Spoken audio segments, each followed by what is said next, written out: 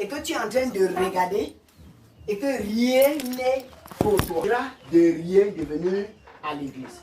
Alors écoutez-moi bien, le contact du cœur et l'esprit est la zone où Dieu agit parfaitement.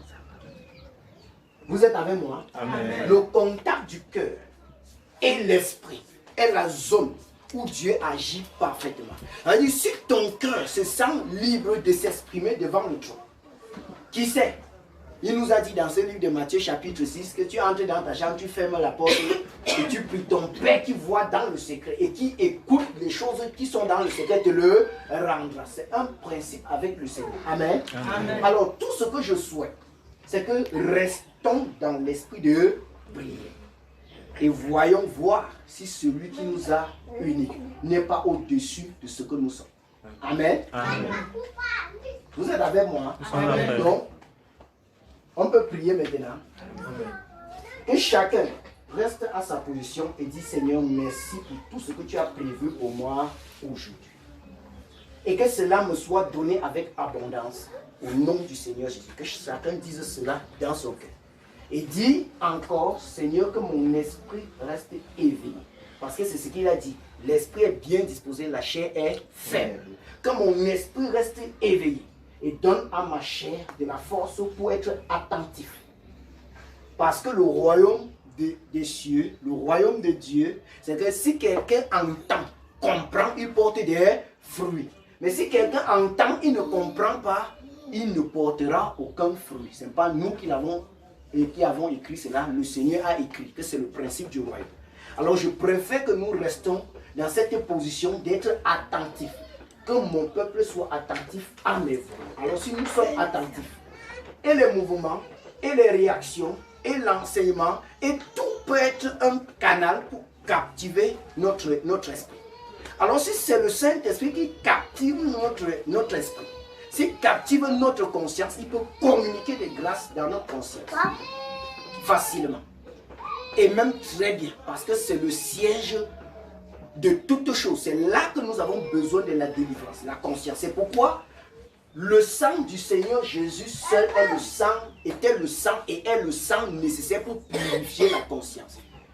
Le sang des bœufs, de ces taureaux brûlés avec la cendre purifiait le corps, mais la conscience restait dans la souillure. C'est pourquoi on pouvait se rappeler de nos souillures continuellement. Mais si cette grâce-là vient sur ta conscience et purifie ta conscience, que tu le vaux ou pas, nous servirons Dieu d'une manière nouvelle, dans la régénération. Soyez transformés, on sera transformés. Alors, la base de la délivrance, c'est l'honnêteté avec nous-mêmes et la transparence dans la vérité. Alors, désirons comme des petits-enfants ce merveilleux lieu. Désirons comme des petits-enfants cette délivrance dont nous avons besoin. Désirons davantage que Dieu nous inonde de sa grâce. Parce que ce sont des choses qu'il a disposées pour nous fortifier.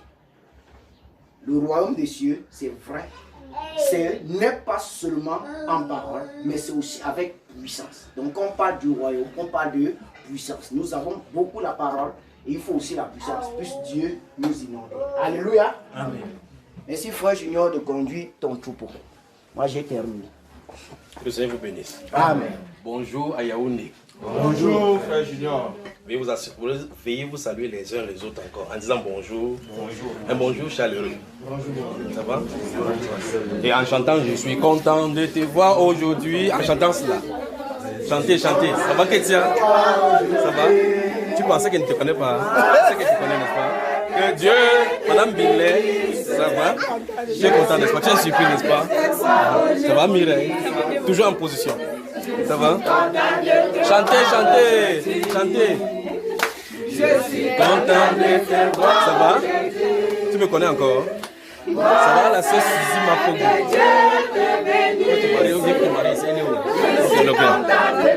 Tu es content aussi, n'est-ce pas? Je suis content. Ça va? Que le Seigneur te bénisse. Encore. Amen. Un moment. Ça va? Tu es content comme ici là?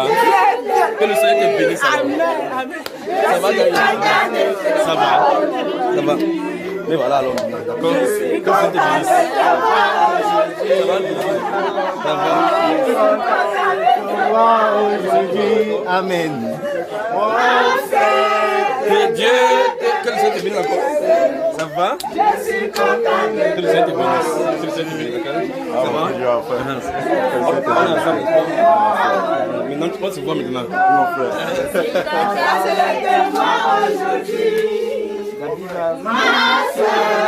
Que Dieu te bénisse. Je suis content de te voir aujourd'hui. Je suis content. Je suis content de te voir aujourd'hui. Alléluia. Je suis content de te voir aujourd'hui. Mon frère, que Dieu te bénisse. Je suis content de te voir aujourd'hui. Le frère Billet. Mon frère. Tu étais content, tu étais super content. Madame Achille, ça va? Que les autres te bénissent. Amen. Je t'ai vu, je te connais, d'accord? Amen. Que le Seigneur vous bénisse, que le Seigneur vous bénisse. Veuillez vous asseoir. Amen. Amen. Mais en vous asseyant, chantez toujours Je suis content. De te voir aujourd'hui. En vous asseyant. Je suis content de te voir aujourd'hui. Mon frère. Mon frère, que Dieu te bénisse. Je suis content de te voir aujourd'hui. Je suis content. Je suis content de te voir aujourd'hui. Je suis content de te voir aujourd'hui. Ma sœur, que Dieu te bénisse. Je suis content de te voir aujourd'hui. Amen. Inclinons la tête, prions. Tendre Père, nous sommes reconnaissants pour tout ce que tu fais pour nous. Père, les batailles se passent dans les ténèbres et nous ne sommes même pas souvent au courant, mais tu livres des batailles pour nous et tu nous accordes la victoire en ton Saint-Nom. Merci de nous avoir réunis ce matin dans cette merveilleuse maison qui nous accueille ici à Yaoundé ce jour. Merci d'avoir amené tous ceux que tu as voulu aujourd'hui. Merci pour cette réunion. Merci pour le cœur que tu bénis. Merci Père pour nos voix et nos pas que tu restaures et que tu ranimes afin que nous te servions. Je prie au Dieu de gloire pour mon cœur et pour le cœur de ce peuple. Je te les amène devant ton trône ce matin encore, afin que tu y installes ce que tu voudras installer. Donne-nous des sorties ici au Dieu de gloire, retransformées à ton image. Et donne-nous de marcher dans la voie que tu as tracée pour nous, au nom de Jésus-Christ. Incline nos cœurs vers ta volonté. Et si nous fléchissons dans quelque sens que ce soit, Père, redresse-nous dans le Seigneur Jésus-Christ. Et que le peuple de Dieu dise Amen. Amen. Que Dieu vous bénisse. Amen. J'ai appelé très tôt ce matin, alors que j'étais en train de prier avec le frère Achon, était à genoux. Et puis j'ai dit, donne-moi le téléphone, il appelle le frère Billet. Il dit, frère Billet, vous commencez à quelle heure? Il dit 10 heures. Il dit, ok, on se retrouve là-bas. Il était surpris que je sois là. Voilà. Donc je suis à votre service maintenant. Je suis fier d'être au milieu de vous. C'est le 1er février aujourd'hui. C'est le 1er février. La première prédication post-élection présidentielle américaine. C'est ça, non? Et c'est un honneur pour moi de parler ici maintenant à partir de Yaoundé. Si vos téléphones sont enregistrés, faites-en bon usage. Amen. Et souvenez-vous, je suis responsable de ce que vous entendez. Amen. Avant de commencer, donc, posez des questions. Sentez-vous libre de poser toutes les questions. N'allez pas me mouchader derrière que les frères, je dois faire ça. Me voici maintenant devant. Sentez-vous libre. Ne dites pas que vous allez poser une question, ça va faire du mal, d'accord? Je vais vous dire quelque chose de temps que vous préparez vos questions. Parce que vous saviez que j'étais en train de venir, ça devait faire. Vous devez préparer d'autres questions. Mais préparez-vous à donner des questions. S'il y a des questions, vous donnez toutes les questions. N'ayez pas peur de poser des questions. Sentez-vous libre. Ne venez même pas dehors me poser une question biblique. Donc si nous nous ressemblons ici, s'il y a n'importe quelle question sur votre cœur que vous désirez poser, posez-la sans avoir peur de quoi que ce soit. D'accord? Nous lui faisons confiance parce qu'il a dit que si on demande n'importe quoi, qu'on ne prémédite pas ce qu'on va dire. Vous me suivez, n'est-ce pas? Donc toute question biblique a une réponse biblique. Posez vos questions. Mais avant cela, j'aimerais dire quelque chose. Vous permettez, n'est-ce pas? Amen. Lorsque vous écoutez la voix de Dieu et que vous discernez que c'est sa voix, vous avez une responsabilité. Quand vous avez déjà la Bible déjà qui est la voix par excellence du Seigneur, qui parle sans ambiguïté, comme celui qui vient d'ouvrir sa Bible, quand il lit là, pendant qu'il est en train de lire, le ciel est en train de le scanner. Donc ce qu'il va en faire, là où il est entré en connaissance, quand tu entres en connaissance d'une parole du Seigneur, à cet instant-là, ton jugement commence. Donc vous avez une responsabilité quand vous écoutez la parole de Dieu. Vous avez une responsabilité vis-à-vis de cela. Vous remarquez que le Seigneur Jésus dit que si je n'étais pas venu, il n'aurait pas de péché. Maintenant, ils sont sans aise, sans excuse, parce que l'auteur qui résout le problème du péché est là. Il se tient au devant d'eux, il le méprise. Maintenant, qu'est-ce qu'il leur reste? Le jugement. Donc, chaque fois, quand nous prenons la parole, gardez-vous à l'esprit que pendant que vous lisez la Bible vous juge automatiquement. C'est donc pour cela que quand nous plongeons dans la parole, que le but soit dans la parole, pas pour chercher. Il y a des gens qui vont dans la Bible pour chercher des contradictions. Pour dire, il faut qu'ils cherchent là où la Bible se contredit. Si tu fais ça, le Saint-Esprit, qui conduit les gens dans la vérité, va te montrer des contradictions. Vous me suivez ça? Hein? Et il va te montrer des pieds d'achoppement. Au finish, quand il va finir de te montrer, tu vas t'éloigner des Saintes Écritures. Si tu y vas pour chercher la sainteté du Seigneur, il va te révéler au travers de cette écriture sa sainteté. Si tu vas pour chercher l'amour, comment aimer, il va te montrer là-dedans. C'est pour ça que la Bible déclare qu'avec le pervers, il agit selon sa perversité. Avec celui qui est pur, il agit selon sa pureté. C'est comme ça que le Seigneur agit. Donc il te prend comme tu viens. Amen. Des questions? Donc je m'excuse d'être venu un peu tard. J'ai un ami là, le commandant du centre de formation là-bas. Le matin, on a fini de prier. Il m'a prêté à venir. Il me dit que je suis là en 6 minutes. Il voulait me prendre qu'il vienne voir sa maison. Et comme Yaoundé est tellement éloigné, il m'a amené dans un quartier là, je ne connais pas. Donc j'étais allé chez lui. C'est pour ça qu'il dit au frère Achille de venir d'abord ici pour que je vienne par la suite. Donc je suis à votre service, alors posez des questions. Si vous ne posez pas de questions, moi je vais vous en poser. Et si je vous en pose, vous me donnez les réponses. Tu enregistres ma soeur? Donne-la donc. C'est quand j'enregistre, vous enregistrez, la voix qui est dedans, vous entendez, vous êtes responsable. Et faites-en bon usage.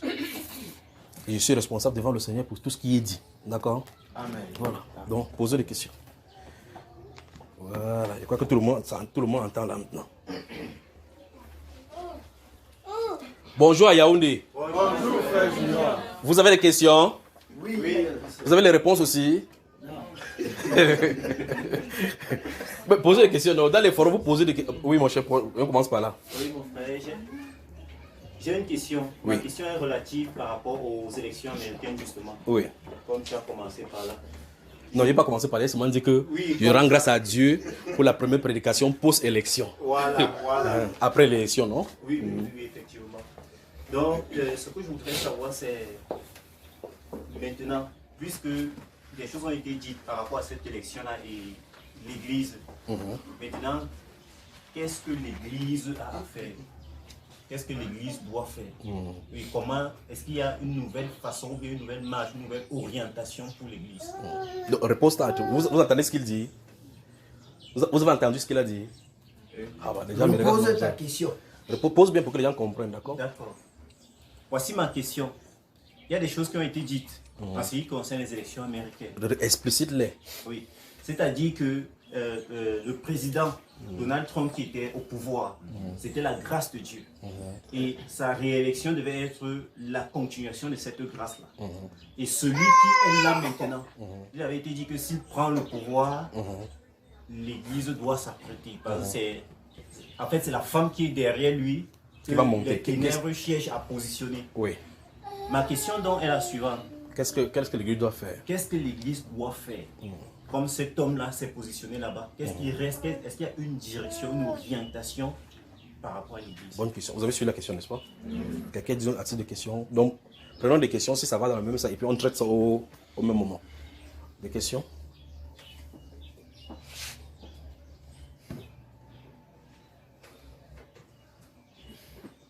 N'ayez pas peur de poser des questions. Hein. N'ayez pas peur. Posez toutes les questions. Oui, mon frère. Oui. Dans le même sens. Dans le même sujet. Dans le même sujet. Oui. Lorsque la prophétie est sortie et lorsque, une fois de plus, par rapport au président Donald Trump, lorsque on est avancé dans la prophétie, parce qu'il a été dit que cette voix a dit faites attention, c'est la bataille entre la lumière et les ténèbres. Oui. Et il a été dit que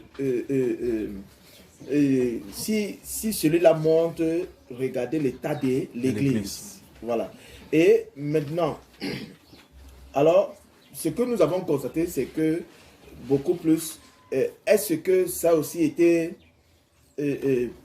pour nous, les chrétiens, comment on appelle ça, de manifester ce qui est dans les cœurs, parce que beaucoup de choses se sont manifestés, c'est-à-dire que ce qui était dans les cœurs de beaucoup de personnes se sont manifestés. Vous savez, quand le frère, c'est qu'on va parler, pas doucement. Quand la voix monte, vous sentez que ça va changer de direction. Vas-y, continue, frère. Beaucoup de chrétiens, ce qui était dans leur cœur, beaucoup de personnes. Oui, ceux qui louent le Seigneur et ceux qui parlent de la part du Seigneur. Oui, il y a certaines personnes qui se disent chrétiens ou qui sont chrétiens, disons-le comme ça. Oui, beaucoup plus des choses qui étaient dans leur cœur. Soit explicite. Comment tu parles se sont manifestés, c'est-à-dire qu'ils étaient soit en joie du fait que celui-là n'est plus monté parce que la prophétie disait qu'il devait monter. De la prophétie qui dit qu'il devait monter. Et par conséquent, on dit maintenant que c'est une fausse prophétie. Il faut parler, il faut être explicite. Je sais de quoi tu as parlé. Donc, ne sais pas continuer comme ça là. Non, j'arrive. Parce que ça fait des longs couteaux, ça fait des longs débats. Oui, dans plusieurs, non seulement en réseaux sociaux et de vive voix. Alors, ça refroidit même certaines personnes. Certains frères oui, ou sœurs, ça refroidit certaines personnes parce qu'ils ne comprenaient plus ce qui se passait. Oui, parce que j'en ai eu au coup de fil, etc. Certaines personnes qui étaient refroidies, ils ne savaient plus vraiment où ils sont en train d'aller. Et Dieu merci, oui, avait dit que c'est Donald Trump, mais là ce n'est plus lui. Alors, pourquoi est-ce que c'est cela? Qu'est-ce qui se passe véritablement? Se sont-ils trompés ou c'est eux qui n'ont pas joué leur rôle de prière, dans la prière? Voilà, autant de questions qui se posent, autant de questions qui se posent qu'il faut y répondre. Alors, qu'est-ce qui se passe véritablement? Alors, je suis resté tranquille et vraiment, l'église, certaines personnes ou certaines communautés ou certaines assemblées ont pris la résolution de demeurer dans la prière. De demeurer dans la prière. Donc voilà un peu les axes que certaines assemblées ont pris. De demeurer dans la prière, puisqu'il y a plusieurs groupes que j'envoie en ce moment. Donc c'est un peu ça. Mais les conducteurs ont eu chaud. Il faut dire que les conducteurs vraiment ont eu chaud. Ils ont reçu dans tous les cas. Oui, que vous avez dit que vous avez aussi votre junior là qui dit comme ça. Là. Vraiment eu chaud. Et vraiment, vous êtes défendu comme vous pouviez. Voilà. Donc mais le Seigneur a fait grâce par rapport à tout ça pour que nous puissions comment on appelle ça, la pesanteur, l'atmosphère soit détendue et que les gens entrent vraiment dans la prière, qu'ils comprennent que leur cœur était seulement dans la prophétie, mais non dans la prière. Parce qu'il a été dit, la voix avait dit que nous devons prier. La voix avait dit que nous devons prier. Donc, c'était un peu ça. Donc, ça dérange un peu. Donc, ça, c'est l'aspect. Tu as mis la peinture tout autour du salon. Oui. Quel est le fond, c'est que, comme le frère a dit, quel est le nouveau comportement? Quelle est de l'église? De l'église, oui. Que Dieu bénisse. Nous devons adopter. Inclinons à terre, encore prions. Père, merci pour ce que tu fais. Merci au Dieu de gloire, parce que quand tu agis, très souvent nous ne comprenons pas. Donne-nous de comprendre, au Dieu de gloire, ta parole. Et donne-nous de saisir ton sens. Que ton nom se soit élevé au nom de Jésus-Christ. Amen. Amen. Au fur et à mesure qu'il va répondre, s'il arrive, ça peut faire qu'il y ait des questions, vous viennent encore, d'accord? Il va répondre au mieux, parce que normalement, il ne devrait pas encore, ce n'est pas encore le moment de répondre à ces questions-ci. Ce n'est pas encore le moment de répondre à ces choses-ci. Mais je vais y revenir dans 2 ou 3 mois encore. La première chose, hier j'étais en train de lire dans une presse là-bas, en Chine, je disais qu'en Chine, on a exécuté un homme qui est un milliardaire et qui était accusé de corruption. C'est-à-dire que c'est un milliardaire qui est accusé de corruption. On l'a pris, on l'a allé le pendre. Et puis j'étais en train de méditer là-dessus que normalement l'exécutif encore, ceux qui sont au pouvoir en Chine sont reconnus comme des corrupteurs. Il dit voici les corrupteurs qui sont en train de se mettre en justicier pour exécuter quelqu'un qui a commis la corruption. Et j'ai examiné son cas devant le Seigneur en voyant, il disait, et puis je suis arrivé à la conclusion que c'est parce que ce monsieur, comme il est milliardaire, c'est une menace pour le régime. Vous me suivez? J'arrive à la question, d'accord? Je veux que vous suivez-moi bien. Donc, ce monsieur-ci qui est milliardaire en Chine, on dit qu'on l'a exécuté parce qu'on l'a attrapé dans la corruption. Non, on l'accuse de la corruption, mais on l'exécute parce qu'il est milliardaire. Mais je me pose la question, le président de la Chine et autres, vous entendez qu'il soudoie même les Nations Unies, essaie de corrompre. Il livre à la corruption sur le plan international au point où on connaît effectivement. Mais c'est eux qui se placent en justice pour condamner un de leurs citoyens qui a été accusé de corruption et le fait pendre. Je me dis, est-ce que ces personnes se sont dignes de prononcer le jugement de corruption alors qu'eux-mêmes sont des corrompus. C'est ça que j'étais en train de méditer depuis hier quand je suis à Yaoundé. Et puis ça me donnait un enseignement. Je mets une punaise d'abord, vous allez voir pourquoi je les dis, d'accord? Maintenant, concernant ce qui est des prophéties, il faut véritablement faire attention concernant particulièrement la prophétie concernant les États-Unis. Parce que ce n'est pas encore terminé. Nous sommes toujours dans la bataille. C'est pour ça que vous allez remarquer que du moment où on a donné la prophétie des enseignements et autres là-bas, tout ça, il n'y a plus de prédication proprement dite. Parce que nous sommes dans la bataille. Vous remarquez la façon que le frère a dit, il a dit, le président, comme il était dit que c'était le président qui était là, Donald Trump, et que ce n'est plus loi qui est là. Ça, c'est ce que vous dites. Vous voyez cela, n'est-ce pas? Il y a des choses dans les Saintes Écritures qui sont incompréhensibles. Il y a des choses qu'on ne peut pas vous expliquer. Même si j'ai souhaité vous expliquer, je ne peux pas vous expliquer. Et puis, j'étais en train de regarder également en priant pour les frères et autres là-bas. Je remarque qu'il y a même beaucoup de prophètes qui sont venus sur la scène pour commencer à demander pardon. Que je demande pardon. Je ne ferai jamais cela. De toute façon, concernant ces cas-ci précisément. Est-ce que vous savez pourquoi? Donc, vous imaginez quelqu'un des sorties dit, ainsi dit le Seigneur, Donald Trump sera président. Et que Dieu a parlé. Et que tu viens par la suite, comme tu n'as pas vu de tes yeux qu'il est président, on a dit que non, ce n'était pas Dieu qui m'avait parlé. Bon, qui t'avait parlé dans ces cas-là? Vous savez, quand je suis allé, quand les choses se déroulent, c'est dans la prière. J'ai dit, le frère s'est dit que c'est l'actuel président. Celui qui est là actuellement, de mes lèvres, je ne l'appellerai jamais président parce qu'en haut, ce n'est pas lui qui est le président.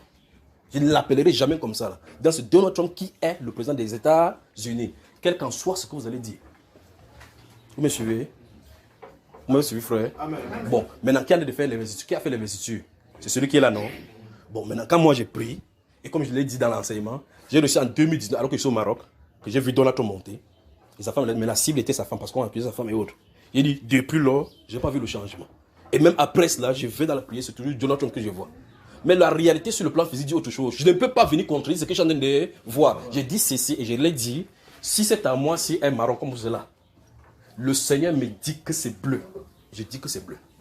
Amen. Donc, si vous voyez le journal, ou bien les États-Unis, n'importe quoi, qui signe les décrets, qui fait n'importe comment, tant que dans l'esprit, je ne vois pas le changement, il ne sera jamais un président. Vous m'avez suivi? Donc, je ne peux pas venir ici devant vous comme ça dire que je demande pardon parce que c'est Donald Trump maintenant qui va voir. Je vais demander pardon, je serai aligné avec vous, avec ce que vous voyez. Moi, je ne ferai pas ça.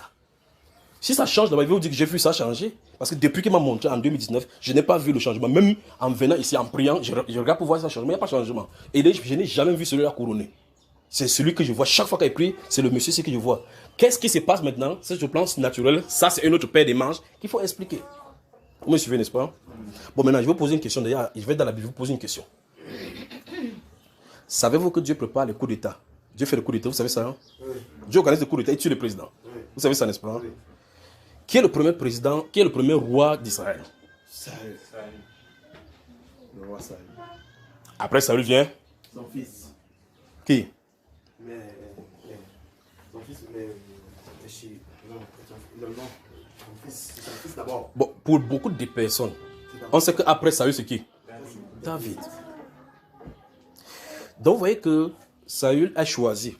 Les gens ont désiré. Dieu a donné ce qui était le désir de leur cœur. Il les a présentés. Quand Saül est en disgrâce, Dieu dit qu'il a trouvé l'homme selon. Il dit voici l'homme selon quoi. Quand Dieu regarde du ciel, il voit qui? David. Mais qui a de régner? C'est son fils, le fils de Saül. Il est roi. Il est roi où? Il est roi sur la terre. Donc, d'été en 5 si quelqu'un va au palais, il va voir qui? Le fils de Saül. Et puis il va lui dire quoi? Il va l'appeler comment? Le roi. C'est prospère. Mais c'est pas ce qui est au ciel. Il peut faire n'importe quand, il peut faire là-bas. Ce n'est pas lui qui est le roi. Parce que Dieu dit, j'ai trouvé David chez le fils de Kis, l'homme selon, le fils de José, l'homme selon mon cœur. Donc c'est David qui est roi. Quiconque est là-bas, c'est son problème. D'accord? Donc c'est cette position-ci qui est dans l'esprit, maintenant, là, aux États-Unis. Voilà. J'ai dit ceci, je vais encore revenir sur cela parce que nous sommes encore en prière. C'est pour ça que nous sommes en prière. Je ne suis pas seul. Il y a des gens qui sont descendus même depuis le haut. Il y a des choses que je ne devais pas de vous dire. Nous, quand nous servions dans cette dimension-ci, on ne s'attend pas à ce que les gens nous apprécient. Parce que si on s'attend à ce que les gens nous apprécient, on ne serait pas serviteur du Seigneur. Il faut que des choses viennent comme celui-ci a dit, que les cœurs sortent. Ça ne me fait absolument rien. C'est l'une des raisons pour laquelle j'ai dit aux frères qui publient les enseignements sur Internet de ne pas bloquer les conversations. C'est-à-dire que les gens viennent commenter n'importe quoi.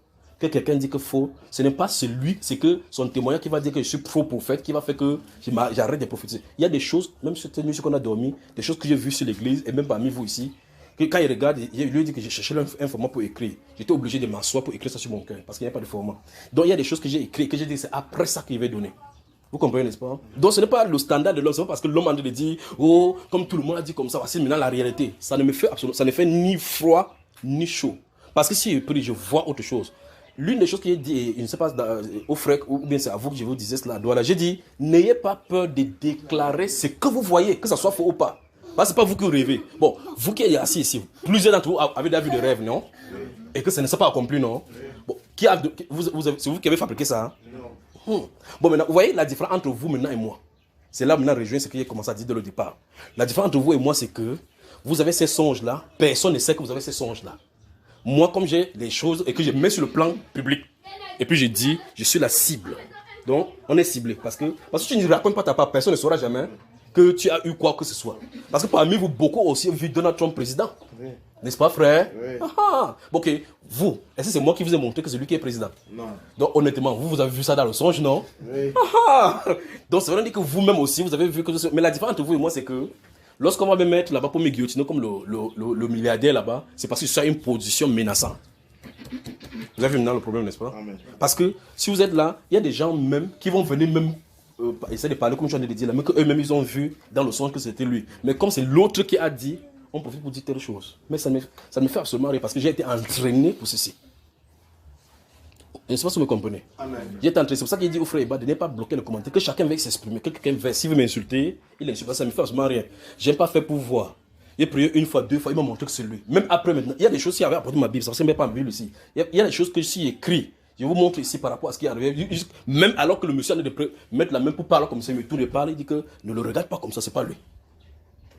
Vous me suivez, frère? Amen. Alors maintenant, j'ai dit, c'est Dieu qui a dit, je ne le regarde pas lui. Donc vous voyez le serment, vous faites n'importe quoi, tant qu'il a dit que c'est telle chose, il m'en tient là-bas. Donc je ne peux pas venir ici, ou bien devant les hommes pour dire que je vous demande pardon parce qu'il avait dit que Donald Trump c'est le président, parce que je sais ce qui est dit en amont. Vous nous comprenez, n'est-ce pas? Amen. Vous voyez, quand j'engage l'église, c'est que prions. Mais depuis 5 ans, j'ai dit qu'il y a une femme qui va venir aux États-Unis au président. Pas vrai? Et quand j'avais vu ces messages-ci, j'ai fait la prophétie plutôt en anglais. Parce qu'il voulait que ça touche les États-Unis. Je ne sais pas si vous avez suivi également cela.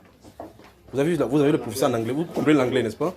En anglais. Il dit, quand j'ai vu cela venir, parce que j'ai vu cette femme-là marcher dans le palais, leur palais là, et puis je le vois, il va avancer. Il dit, c'est quoi ça? Donc, si vous avez suivi, si vous comprenez bien l'anglais, c'est pour ça que je vous prie si vous pouvez traduire, vous traduisez. Ça, c'est 5 ans avant que toutes ces choses se déroulent. J'ai dit, j'ai vu une femme qui est présidente. Et vous remarquez, comme tout le temps de le dire, j'ai dit, le but, ce n'est pas cet homme-ci. L'homme-ci, c'est une marionnette. Une marionnette. Donc, celui qu'on a poussé devant qui marche comme ça, là, c'est une marionnette parce qu'il va quitter la scène. Le but, c'est cette femme-ci, c'est présenter cette femme-ci. Parce que quand elle va monter, elle va relâcher des séries de démons terribles sur les femmes particulièrement, dans le monde entier. Vous comprenez cela? Elle a été préparée dans le monde des ténèbres et elle a aspiré les plus grands démons des temps anciens. Elle a aspiré. Tous les démons tous les démons dans des femmes qui se sont opposées aux prophètes dans la Bible se trouvent en elle. Donc quand vous la regardez comme ça, elle rit comme ça, ce n'est pas le rire d'une personnalité physique normale. Donc elle est là, attendant seulement que celui se fait à l'écran. Et j'ai dit dans ce jour-là que le monsieur-ci, il monte là, il va mourir parce qu'on veut l'écarter pour mettre cette femme-ci. Oh, vous remarquez que la bataille n'est pas terminée parce que c'est ce qui veut dire que Donald Trump, ce n'est pas le problème là-bas. Donc il faut résoudre ce problème-ci spirituellement. C'est pour ça que ce n'est pas terminé. Il y a des choses que je ne peux pas encore vous dire. Alors il faut qu'on prie que le Seigneur abrège ces choses pour les enlever là-bas rapidement. Parce que le but, c'est de faire monter ces Jézabel, l'exposer et puis nettoyer. Ce qui est en train d'arriver, c'est grave. Vous parlez de l'église. Et que quand Jézabel est là, si vous rentrez dans la Bible, vous regardez la Bible, vous remarquez que tous les prophètes sont menacés. Vous avez remarqué, n'est-ce pas? Donc il faut fermer la bouche des prophètes, donc ceux qui parlent de la part du Seigneur. Alors où est-ce que l'église sera? Donc il y a des choses qu'il ne veut pas déclarer, nous sommes toujours en prière. D'accord mon frère? Alors remarquez bien, il dit, ce monsieur-ci est 4 ans, Dieu, le mandat dans le programme de Dieu c'est 4 ans de plus pour l'église. Le but c'est contenir les puissances des ténèbres pour que l'église se prépare, parce qu'il y a le réveil qui est prophétisé. Et quand le réveil vient, c'est pour réveiller les gens. Mais maintenant, qu'est-ce que Dieu fait? Vous savez, ces choses-ci amènent beaucoup de situations. La prophétie amène beaucoup de... Notez maintenant, notez. Merci Père. Notez. Notez seulement les Saintes Écritures. Si vous êtes prêts, vous prenez quelque chose de vous. Comme ça, il ne vous garde pas longtemps. Ça va vivre Daniel. Donc, pendant que vous allez chercher votre cahier, souvenez-vous de ceci, et je vous ai toujours dit cela, s'il vous plaît, n'essayez jamais, au grand jamais, dans un forum, ou n'importe où on parle de moi, ne me défendez pas. Je vous ai toujours dit cela. Si vous entendez quelque chose et que ça semble être faux, mais quelqu'un vient dire que c'est faux, voici ton junior qui a dit comme ça là. Dis, à la fin des enseignements, il y a ce numéro là-bas. Contacte-le et cause avec lui. Ne répondez pas pour moi. Parce que vous ne savez pas sous quelle onction j'ai parlé. Vous ne savez pas pourquoi il dit telle chose. Vous me suivez, n'est-ce pas? Quand ceci va se passer, maintenant, il va commencer à parler maintenant avec le langage du royaume en appelant les choses de la terre avec le nom céleste. C'est comme ça qu'il va donner les prophéties maintenant. Parce que tout ce qu'il y a ici, il y a une représentation en haut. Il va commencer à parler maintenant avec ce langage-là pour sceller ça parmi les disciples. Maintenant, comme ça, on ne doit plus dire les choses clairement, ouvertement. Donc, souvenez-vous de ceci. 1. Quand vous entendez quelque chose de moi, si quelqu'un dit le contraire, que ça vous frustre, il peut comprendre cela. N'essayez pas de me défendre. Si même vous voyez que c'est faux, aidez-moi à prier pour moi. Dites, Seigneur, je ne suis pas d'accord avec lui ici, mais priez pour moi, d'accord? Et ou bien encore, si ça vous choque seulement, vous pouvez vous éloigner. Il n'y a pas de problème encore, c'est encore une autre position, vous pouvez vous éloigner. Il n'y a pas toujours les problèmes. Mais ce que j'en ai dit, c'est que je refuserai toujours, c'est qu'un homme vienne me défendre. Il ne supporterait pas cela. N'allez pas quelque part où vous essayez de me défendre ou bien essayer d'arranger mes paroles, que ça donne comme les gens veulent que ça donne. Quand c'est noir et blanc, comme je dis, c'est pour ça qu'il dit que je suis responsable. Il n'est pas dit nous sommes responsables. Il dit je suis responsable de ce qu'il dit, que vous enregistrez, ce que vous écoutez. C'est pour cela que je fais des échanges avec des gens pendant 5 heures, 6 heures de temps. Je ne coupe pas ce que j'ai dit, je ne coupe pas ce qu'eux ils ont dit. Je ne fais pas de biaisement. Je viens, je poste comme ça pour que les gens entendent ce qu'eux ils disent. Les questions qu'on me pose, c'est que je réponds. Vous me suivez, n'est-ce pas? Je pouvais voir des choses qui concernent les États-Unis ou quoi, je ne dis pas, ou bien vous dites comme ça, après les gens n'entendent pas. Mais je vais toujours dire. Et donc je vous ai dit, quand vous voyez quelque chose, n'ayez pas peur de dire pourquoi vous dites que c'est faux, parce que ce n'est pas vous qui avez fait. Les dons spirituels, on ne peut pas les exercer si vous ne faites pas les erreurs, même les erreurs. Avec les erreurs, vous allez vous corriger. D'accord? Si vous les contenez, vous allez faire ce qu'on a en anglais, vous allez quench. Si Dieu commence à vous montrer des choses, vous dites j'ai peur, c'est même le Seigneur qui m'a envoyé. Le Seigneur veut qu'on fonctionne par la foi. Et donc même si vous avez des dons spirituels, n'ayez pas peur de faire l'erreur. Parce que voici le danger. Si vous dites j'ai peur parce qu'on va dire que c'est le Satan qui m'a utilisé, je n'ai pas cette option-là dans mon esprit. Vous comprenez, n'est-ce pas? Parce qu'il sait qui m'a appelé. Donc vous devez avoir cette relation avec le Seigneur. Ce n'est pas parce que la majorité va dire telle chose ou bien quelqu'un va dire que j'avais tort en disant ceci. Lui sait ce quoi il compte. Maintenant je suis responsable devant le Seigneur de ce que j'ai dit. De telle façon que je vais répondre au devant de lui. Donc ne me défendez pas, n'allez pas vers quelqu'un pour dire que non. Quand frère Junior voulait dire comme ça, il voulait dire plutôt comme ça. Ne faites pas cela. Dites, va vers lui, va lui poser la question. C'est pour cela que les contacts sont donnés. Pour si quelqu'un veut parler. Donc, si quelqu'un dit, oh, il a dit telle chose et c'est faux.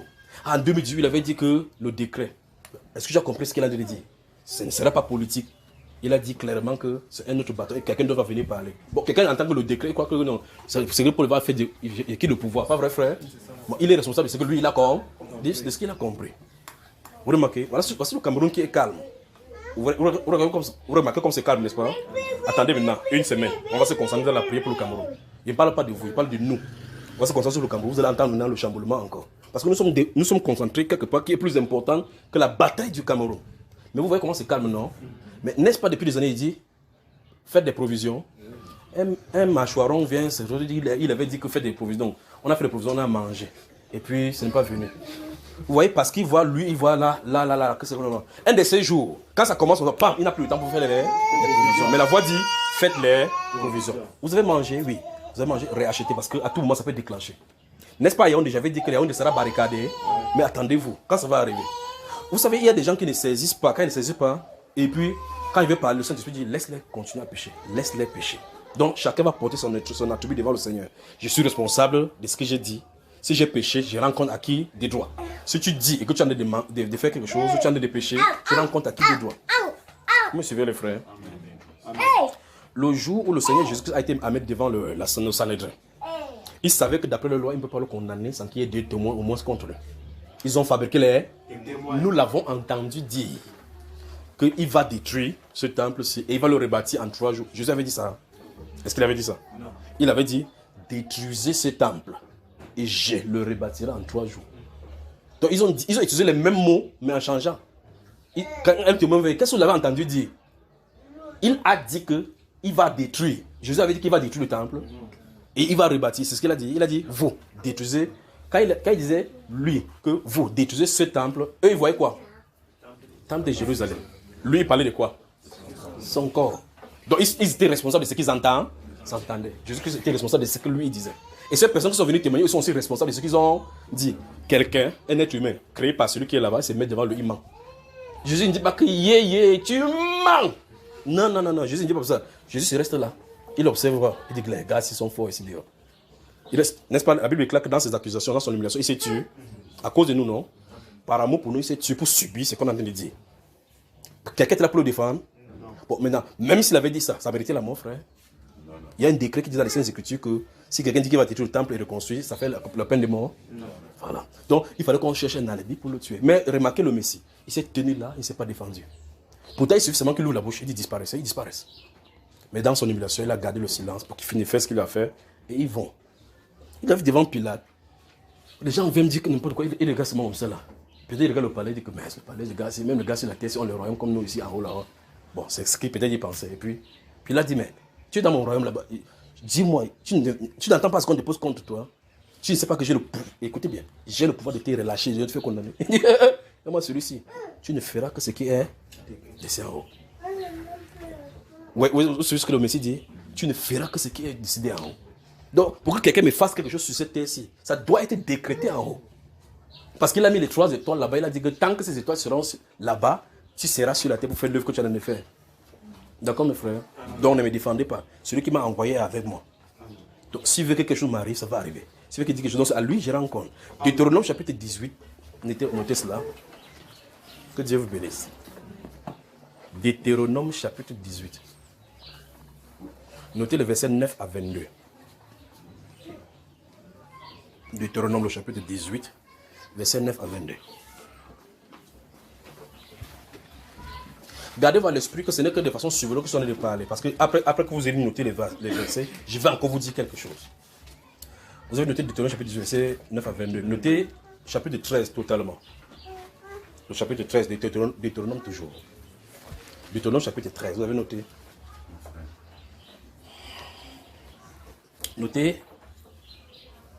Notez 2 Samuel chapitre 7.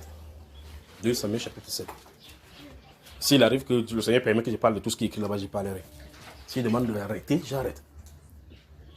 Parce qu'il est intéressant de regarder la direction de la première question. Qu'est-ce que l'Église doit faire? Vous avez noté 2 Samuel chapitre 7, n'est-ce pas?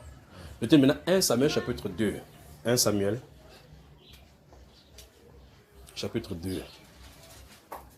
Versets 22 à 29. Vous avez moi. Notez Exode chapitre 29. Exode, le chapitre 29. Tous les versets que vous en avez de lire sont liés. Exode chapitre 29, le verset 9 seulement.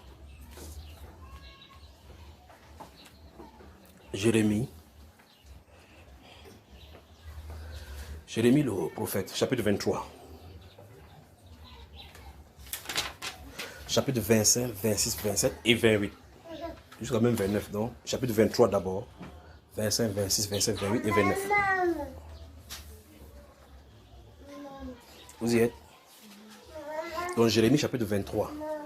25, 26, 27, 28 et 29.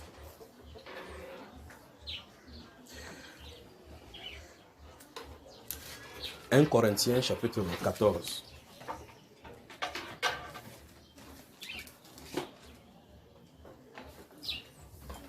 1 Corinthiens chapitre 14, verset 1 à 6 et le verset 26 à 28. Verset 1 à 6 et verset 26 à 28. 1 Thessaloniciens chapitre 5.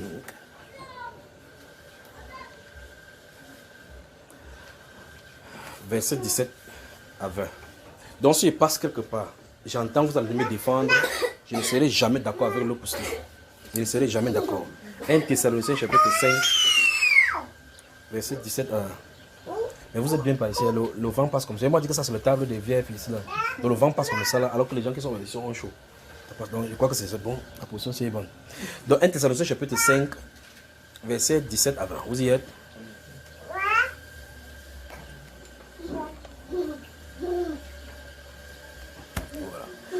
Vous avez noté 1 Corinthiens chapitre 14, verset 1 à 6, puis le verset 26 à 28. C'est bon. Maman. Il peut y aller. Maman. Maman. Je vais vous montrer comment les gens pêchent sans s'en rendre compte. Vous remarquez que le moment où on est en train de vivre, c'est le moment des... Ça va frère Achille, ça va? Ça va. Je crois que c'est moi qui ai chaud parce que je suis en train de bavarder en faisant le mouvement. Je crois que vous qui êtes assis, vous n'êtes pas chaud, non? C'est moins grave, n'est-ce pas? Ok, donc l'autre aussi fait plutôt chaud au cœur, pas vrai? Vous remarquez que l'étape, ou bien encore l'époque où nous sommes en train de vivre, c'est l'époque où la connaissance est en train d'augmenter. Vous pouvez avoir la parole sur n'importe quel support. Mais il y a des principes dans la Sainte Bible qui ne peuvent pas changer. Avez-vous déjà remarqué dans les Saintes Écritures quelqu'un venir opposer un prophète, fût-il un faux prophète, quiconque s'est levé contre lui? Vous avez lu la Bible, non? Quand il y a un faux prophète dans les Saintes Écritures, vous voyez qui parle confronter? Qui? Un prophète. Un prophète. Si quelqu'un se lève des yeux jours, il n'est pas prophète, pas confronter un prophète, qu'est-ce qu'il a de faire devant Dieu? Vous voyez là où le péché arrive? C'est pour ça que l'un des frères avec qui il travaillait avant, il voulait faire des choses contre le prophète. Je lui ai dit qu'il a la télévision sur le YouTube, il fait des choses pour insulter les gens. Je lui ai dit ne fais pas ces choses-là quand il s'agit de prophète, parce qu'il n'a pas lancé cet enseignement-là. Je lui ai dit ne fais pas ces choses-là. Pour pouvoir le mettre dos au mur, je lui ai dit quand tu veux parler à un prophète, écris la lettre, tu lui dis que j'ai vu que dans ton église tu fais comme ça, tu fais comme ça là, alors que dans l'écriture ça ne se fait pas. Vous voyez cela, n'est-ce pas? Sachant qu'il va écrire celui-là ne doit même pas considérer ce qu'il a dit. Mais en voyant, le lendemain, il a fait telle personne abominable, faux prophète. Il dit, non, il ne peut pas faire cela. Il ne peut pas participer à ses péchés. Quand quelqu'un est faux prophète, gardez-vous à l'esprit. Gardez-vous à l'esprit ceci. Et c'est ça justement que ça me surprend à cette génération, c'est pour ceux qui s'appellent prophètes. Parce que ou bien tu es faux, ou bien tu es vrai. C'est ça le problème. Amen. Vous me suivez? Amen. Vous ne pouvez pas être un peu un vrai, ou bien un peu un faux. Amen. Vous avez vu un faux, bien qu'il y a une partie qui est vraie? Oh. Okay. Même si c'est une partie, c'était vraiment sous-coupé une partie. Vous venez coller là-bas, vous allez donner, c'est un faux ou c'est un vrai? Ou bien c'est un faux? C'est un vrai faux. Hein? Le bien, on appelle ça le vrai faux. L'arbre est bon. Ou dites-vous que c'est ce que le Seigneur a dit de nous? Ou vous dites que l'arbre est bon et que son fruit est bon? Ou que l'arbre est mauvais, son fruit est mauvais? Vous devez faire un choix. Vous avez moi les frères là? Amen. J'ai craint donc de dire des choses ici que peut-être vous pouvez saisir et d'autres ne saisissent pas. Mais vous êtes responsable de ce que vous entendez. Amen. Je suis responsable de ce que j'ai dit. J'ai dit ceci. Il n'y a pas de vrai prophète qui peut devenir faux. Il n'y a pas de faux prophète qui peut devenir vrai. Chacun a sa nature dès le départ. Amen. C'est ainsi dans les Saintes Écritures. Amen. Et les Saintes Écritures présentent que quand quelqu'un a été faux, dès le faux prophète, vous prenez le Jérémie chapitre 28 concernant Anani le prophète, qui vient, il enlève le joug de Jérémie, il frappe au sol, ainsi parle le Seigneur des univers. Dans la version française courante, c'est ce qu'il dit. Ainsi parle le Seigneur, hein, que dans 2 ans, j'enlève le joug de Nebuchadnezzar sur le joug d'Israël. Quand il dit ça, le prophète Jérémie est de l'autre côté. Pas vrai? Donc voilà le prophète Anani. Et la Bible n'a même pas faux prophète. La Bible parle de l'un des prophètes de Gabaon, qui était en plein temple, disant ainsi parle l'Éternel. Entre-temps, Jérémie dit, ainsi parle l'Éternel. Soumettez-vous à Nebuchadnezzar. Car ainsi parle l'Éternel. Il a soumis à Nebuchadnezzar toutes les nations de la terre et même les oiseaux du ciel et les animaux. Il les a soumis à Nebuchadnezzar. C'est le décret du Très-Haut. Il a soumis la domination de Nebuchadnezzar à tous les êtres vivants. Vous devez vous soumettre. Il dit, après 70 années, son jour sera un prophète est venu. C'est pour ça que vous allez voir au chapitre 29 de Jérémie que vous avez noté là. Il va leur dire quoi? Que dans les villes où vous êtes là-bas, il va écrire les lettres aux déportés. Il va dire que dans les villes qui sont là-bas, mariez-vous, achetez des terrains. C'est pour vous dire que la délivrance n'est pas là. Donc, vous aurez du temps là-bas. Mariez-vous. Il dit, ne vous livrez pas à vos prophètes dans ces villes-là qui vous donnent de l'espérance. C'est pour ça qu'au chapitre 23, il dit que s'ils avaient tenu conseil, ils avaient assisté à mon conseil, ils auraient dit à mon peuple les paroles pour les détourner de leur voie. Vous comprenez, n'est-ce pas? Donc, comme les gens connaissent seulement cette verset, qu'on la connaissait à augmenter, on peut quitter notre verset en disant, voici que la Bible déclare qu'un prophète qui dit quelque chose n'est pas de Dieu, ainsi, on prend ce verset et puis on va. Maintenant, si vous dites, Deutéronome chapitre 18, verset 22 dit que si c'est que ce n'est pas moi qui ne l'ai pas envoyé, mais quelle est la sanction de Dieu? La sanction de Dieu dit que vous devez le lapider. Dans les deux choses l'une. Ou bien vous vous taisez, ou bien vous me lapidez.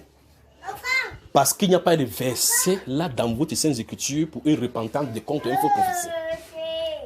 Je recommence encore pour vous saisir. C'est pour ça que j'espère que vous allez comprendre. Il n'y a pas de verset dans les Saintes Écritures pour une repentance contre une fausse prophétie. Il n'y a pas. Il n'y a qu'une sanction. Et la sanction, ce que Dieu donne est conditionné. Il dit que si c'est un prophète, parce qu'en réalité, quand vous dites qu'on dit quelque chose qui n'est pas vrai, prenons un exemple. Il y a des marabouts et vous appelez les devins, ceux qui tirent les cartes, qui ont tiré les cartes et qui ont vu cet événement s'y venir. C'est-à-dire que le monsieur qui est là, mais actuellement, il va prendre le pouvoir, mais il n'est pas couronné. Bon, maintenant, il va prendre le pouvoir. Entre-temps, un prophète a dit, ainsi dit le Seigneur, c'est Donald Trump qui est président. Bon, ça veut dire que le marabout a plus vu mieux que le pasteur, pas vrai? Bon, ça veut dire que le marabout est un serviteur de Dieu. C'est ça, n'est-ce pas? Puisqu'il a dit ce qui est vrai. Or, qu'est-ce que les Saintes Écritures enseignent? Si vous lisez le chapitre 13 vous allez me suivre? Oui. Amen. Si vous lisez le chapitre 13 des Deutéronome, il y est dit que si un songeur ou bien un prophète se lève au milieu de vous et vous dit des choses et que ça arrive, il dit pour vous entraîner à d'autres dieux. Donc ça veut dire qu'il peut même dire quelque chose qui arrive. Mais que la réalité de ça, c'est qu'en fin de compte, ça t'entraîne vers d'autres divinités. Ça, il n'y a pas une sanction dans les Saintes Écritures qui est coupable. Prenez le temps de lire chapitre 13 et chapitre 18. Il n'y a pas une sanction qui est terrible devant Dieu que de quelqu'un de détourner quelqu'un de la foi. Si vous lisez le chapitre 18, vous allez trouver ça là-bas. Donc, il y a quelqu'un qui aura l'audace de parler à mon nom, de détourner mon peuple pour qu'il serve autre Dieu. Celui-là sera puni de mort. Et son sang retombera sur lui. Donc vous voyez que ce qui est là, c'est que les prophètes qui prophétisaient l'Ancien Testament par balle, le but était de détenir le cœur du peuple justement à servir d'autres divinités. Vous avez le problème, n'est-ce pas? Donc on peut prophétiser sur la prospérité aujourd'hui sur toi. On prophétise, alors que ça ne vient pas de Dieu. La prospérité arrive, cette prospérité arrive, ça t'entraîne dans le monde. Vous voyez clairement que le Dieu du monde a prophétisé pour t'entraîner dans le monde. Mais ceci, on ne voit pas. Quand quelqu'un va venir, il va dire que j'ai vu mon prophète, il a dit que je devais avoir une voiture, je devais avoir un mariage, c'est mon mariage. La personne entre dans le mariage véritablement. Dans son mari, il vit l'enfer. Il ne peut plus prier parce que son mari était franc-maçon. Il a dit que tu ne pries plus. Tu arrêtes son histoire de Dieu là. Après, il dit non, nous sommes catholiques, nous commençons à aller catholiques. Après, on vient vers nous. Comment on va faire? Mon mari maintenant est catholique. Il veut comment? Mais il ne va pas qu'on a détourné son cœur de Dieu. Mais pourtant, on a dit quelque chose qui était vrai. Que tu vas rencontrer un homme qui est comme ça. Il ne sait pas que Satan arrange ces choses dans l'esprit. La femme de Actes chapitre 16, là, qui disait que ces hommes sont le serviteur de Dieu très haut. Elle mentait. Elle disait la vérité. Mais quel esprit parlait? Le python. Donc je recommence ce qu'il t'a de dire. Il n'y a pas un verset ici pour quelqu'un qui va venir dire une prophétie, venir dire le contraire. C'est parce que les gens sont tellement accoutumés à la majorité d'acclamations humaines qui fait l'état que quand les gens disent quelque chose, disent qu'il faut que le coup de rêve, parce qu'ils ont peur de la sanction humaine, de regard humain ou bien de sanction que le nombre commence à le quitter. Je n'ai pas peur de cela. Parce qu'ils n'appellent pas quelqu'un vers moi. C'est lui qui les envoie. Alors donc, quand il dit, je vous demande pardon parce que j'ai dit telle chose et que ce n'est pas arrivé. Vous voyez, là on s'en tient là, frère. Un prophète ne peut pas faire ça dans les Saintes Écritures. Un prophète ne peut pas faire ça dans les Saintes Écritures. Vous avez moi? Amen. Parce que soit tu dis quelque chose et que tu es de Dieu, ou tu ne dis pas que tu n'es pas de Dieu. Parce que si quelqu'un n'est pas de Dieu et qui donne une fausse prophétie, il se tient là. Il demande pardon à Dieu pour la fausse prophétie. Ça change sa nature? Ça change sa nature. Non. Parce que le faux biais ne sera, même si le faux biais dit que je me répands d'être faux biais, ça ne change pas le faux biais. Tu ne peux pas aller à la banque, maintenant on te donne le nouveau. Non. On doit déchirer. Quand vous allez dans les banques, dans les institutions bancaires, on les met souvent dans les vides comme ça. Pour vous dire que c'est ça. Tu peux voir ça, tu dis que ouais, comment on néglige l'argent comme ça? C'est un faux biais. Ce qui est seulement là-bas, c'est la façade. Ou dites-vous que l'arbre est bon et que son fruit est bon, ou bien que l'arbre est mauvais et que son fruit est mauvais. Je recommence. Il n'y a pas de repentance contre les fausses prophéties. Amen. Il n'y en a pas. Vous n'en trouverez pas. Vous m'avez suivi, frère? Amen. Il n'y en a pas. Parce qu'en réalité, ou la source est bonne, ou c'est mauvais. Quand c'est bon, on prend. Quand c'est pas bon, on ne prend pas. Il n'y a pas de bon, ou bien bon mauvais. Il n'y en a pas. Donc il peut y avoir des choses qu'on ne comprend pas. Je vais vous montrer un exemple maintenant. Vous y avez moi? Amen. 2 Samuel. Parce que si vous lisez ceci 2 Samuel avec l'image de Deutéronome chapitre 18. Bon, je crois que je vais m'arrêter, mais vous avez quand même trop dit. Et puis on va avancer. Parce qu'il faut que je regarde l'aspect. 2 Samuel au chapitre 7. L'histoire de... L'histoire de... Il dit 2 Samuel chapitre 7. J'arrive, le temps que les gens trouvent, d'avoir des choses qui me passent devant moi là maintenant. Bonsoir, bonjour les sœurs. Bonjour les frères. Bonjour à Yaoundé. Vous êtes fâchés de moi? Hein? Non. Toute question biblique a une réponse biblique. Donc, gardez-vous à l'esprit. Si vous m'aimez, ne me défendez pas. Défendez les Saintes Écritures. Si quelqu'un dit quelque chose à la Saintes Écritures et que j'ai dit le contraire, priez pour moi. S'il y a quelque chose qui arrive et que vous ne comprenez pas, priez pour la personne. C'est ce que la Bible déclare. La Bible déclare qu'on ne doit pas lapider des frères. La Bible déclare que si vous voyez votre frère commettre un péché qui n'est même point à la mort, priez. Or, la prophétie, la fausse prophétie, ou bien encore la vraie, écoutez bien ça, la fausse prophétie et la vraie prophétie qui amène les gens à se détourner de Dieu, c'est un péché mortel. Vous avez moi là? Amen. Donc, si quelqu'un te donne une fausse prophétie qui est vraie et que cette prophétie se détourne de Dieu, la Bible déclare que la sanction pour lui, c'est la condamnation à mort. On doit le détruire pour annuler le mal au milieu des croyants. C'est ce qui est écrit. Donc, il n'y a pas de repentance ici. Je recommence encore. La fausse prophétie.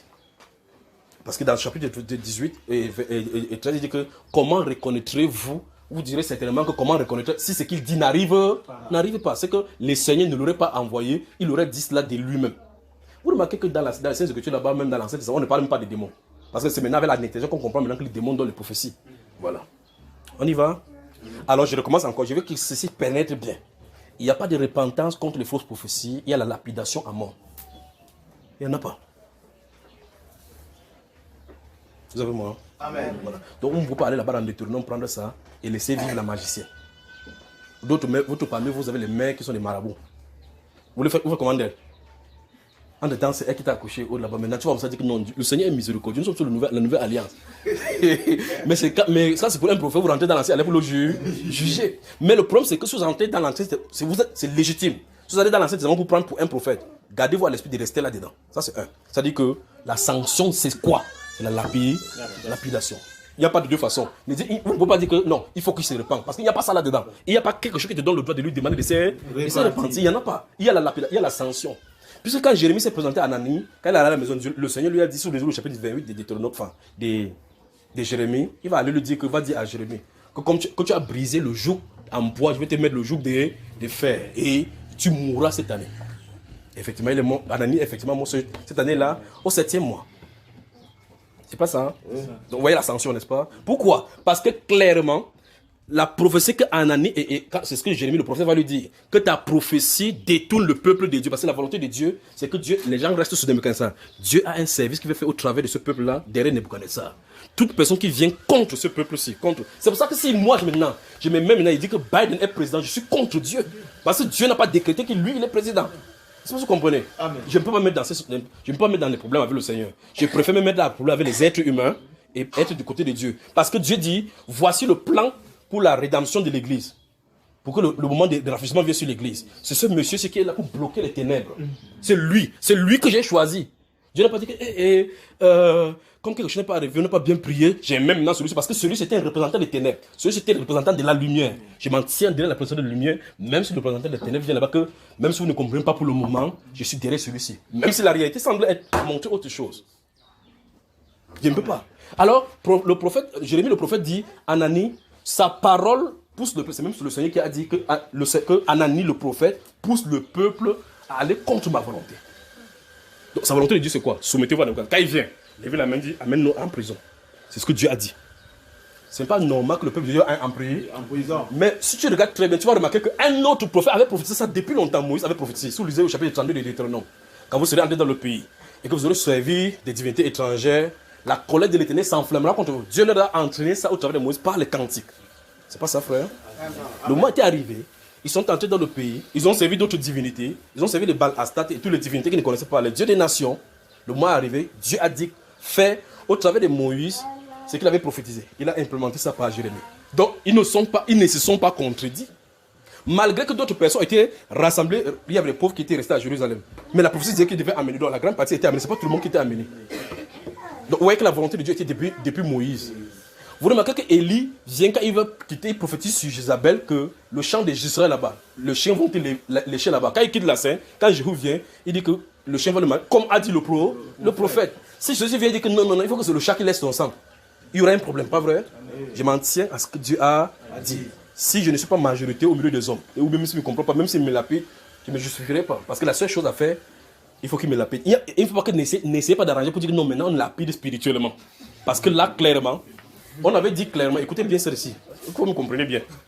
Parce qu'il y a des gens qui veulent arranger la Bible. C'est ça que les pasteurs ont fait aujourd'hui. On dit que la dîme était en nature, on dit que non, tu ne comprends pas que maintenant on peut donner un billet. Il y avait les billets, il y avait les pièces à ce moment-là.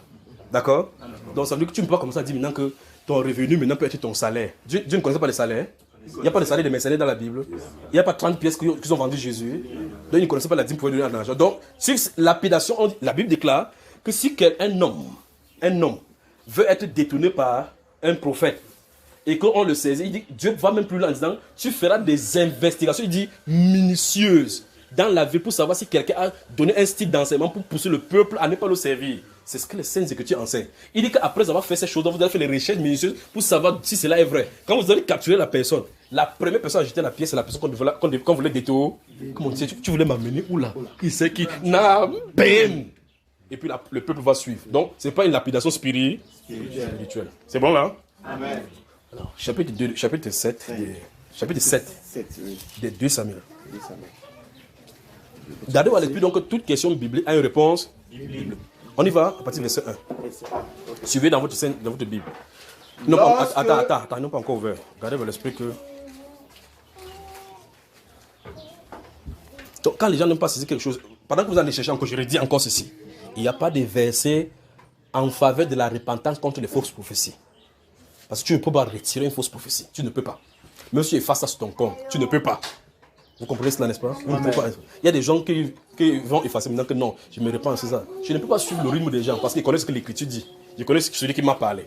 Donc même si quelqu'un dit n'importe quoi, maintenant c'est son problème. C'est même trop même que je me mets à me justifier. Parce qu'en réalité, j'attends normalement. C'est pour ça que dans la deuxième phase, c'est ça. J'attends qu'un prophète vienne me voir. Vous voyez cela? C'est le rôle des Écritures, ça. Parce que 1 Corinthiens 14 dit, pour ce qui est des prophètes, que 2 ou 3 au plus parlent et que les autres jugent. Donc c'est un prophète qui doit juger un prophète. Bon, si quelqu'un maintenant vient, supposons que le frère Thompson, c'est ça, il n'est pas prophète. Il me dit, frère Junior, ta prophétie sur notre homme là, comment ça s'est passé? Pourquoi ça ne s'est pas réalisé? Moi je pose la question, qu'est-ce que Dieu lui t'a montré à toi? Vous voyez cela, n'est-ce pas? Il va demander me dire, parce que la Bible déclare que le prophète qui a eu le songe raconte son songe. Si tu as tenu conseil avec Dieu, raconte ce qu'il a dit. Tu n'es pas au conseil de Dieu. Tu ne sais pas ce que Dieu a dit. C'est sur les Écritures que tu as. Tu connais seulement la Bible, que le prophète dit comme ça là-bas. Tu es prophète.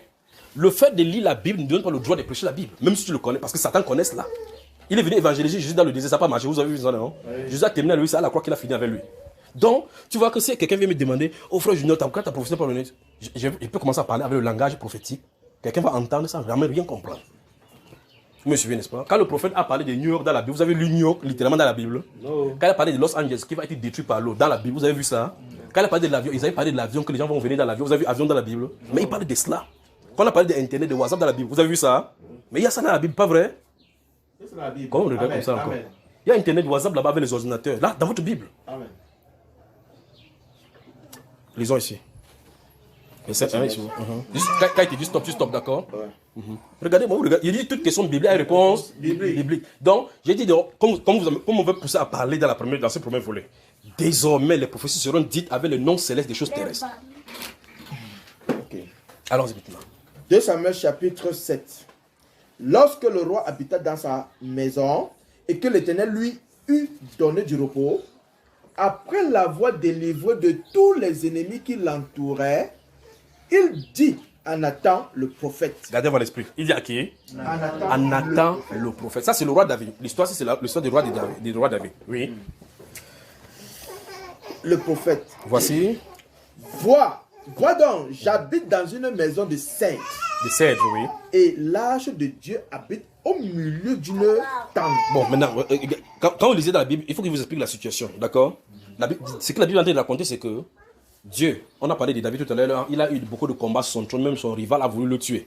Maintenant, ici, la Bible est en train de nous expliquer que quand il a été dans son royauté, que Dieu a donné le calme dans son royaume, c'est-à-dire qu'il était maintenant stable, une méditation lui venait en esprit. Il dit, ah, voici maintenant j'habite une belle maison. Et l'âge de l'alliance, l'âge de sa majesté, parce que les tentes, on pouvait dresser, on pouvait enlever, donc même le vent peut emporter. Il se pose la question, il dit, mais comment je peux habiter dans une maison qui est stable, qui est solide? Parce que le cèdre, c'est le symbole de la stabilité, de ce qui est dur, comme l'eucalyptus, comme les mangossis. Parce qu'une maison solide, bâtie, que le vent ne peut pas entraîner. Il dit, comment moi qui suis un roi humain, avec l'aide que Dieu m'a donnée pour que mon royaume se stabilise, comment puis-je habiter dans une maison qui est comme ça, véritablement bien bâtie, et que l'âge de sa majesté est dans les tentes? Voilà la question qui lui vient. Il appelle donc Nathan pour lui expliquer et exposer le plan qu'il a par rapport à l'âge de l'alliance. Vous avez moi? Bon, voilà les circonstances. Maintenant, continuons. Habite au milieu d'une tente. Nathan répondit au roi, va, fais tout ce que tu as dans le cœur, car l'Éternel est avec toi. Fermez la Bible. Fermez la Bible. Et puis on parle.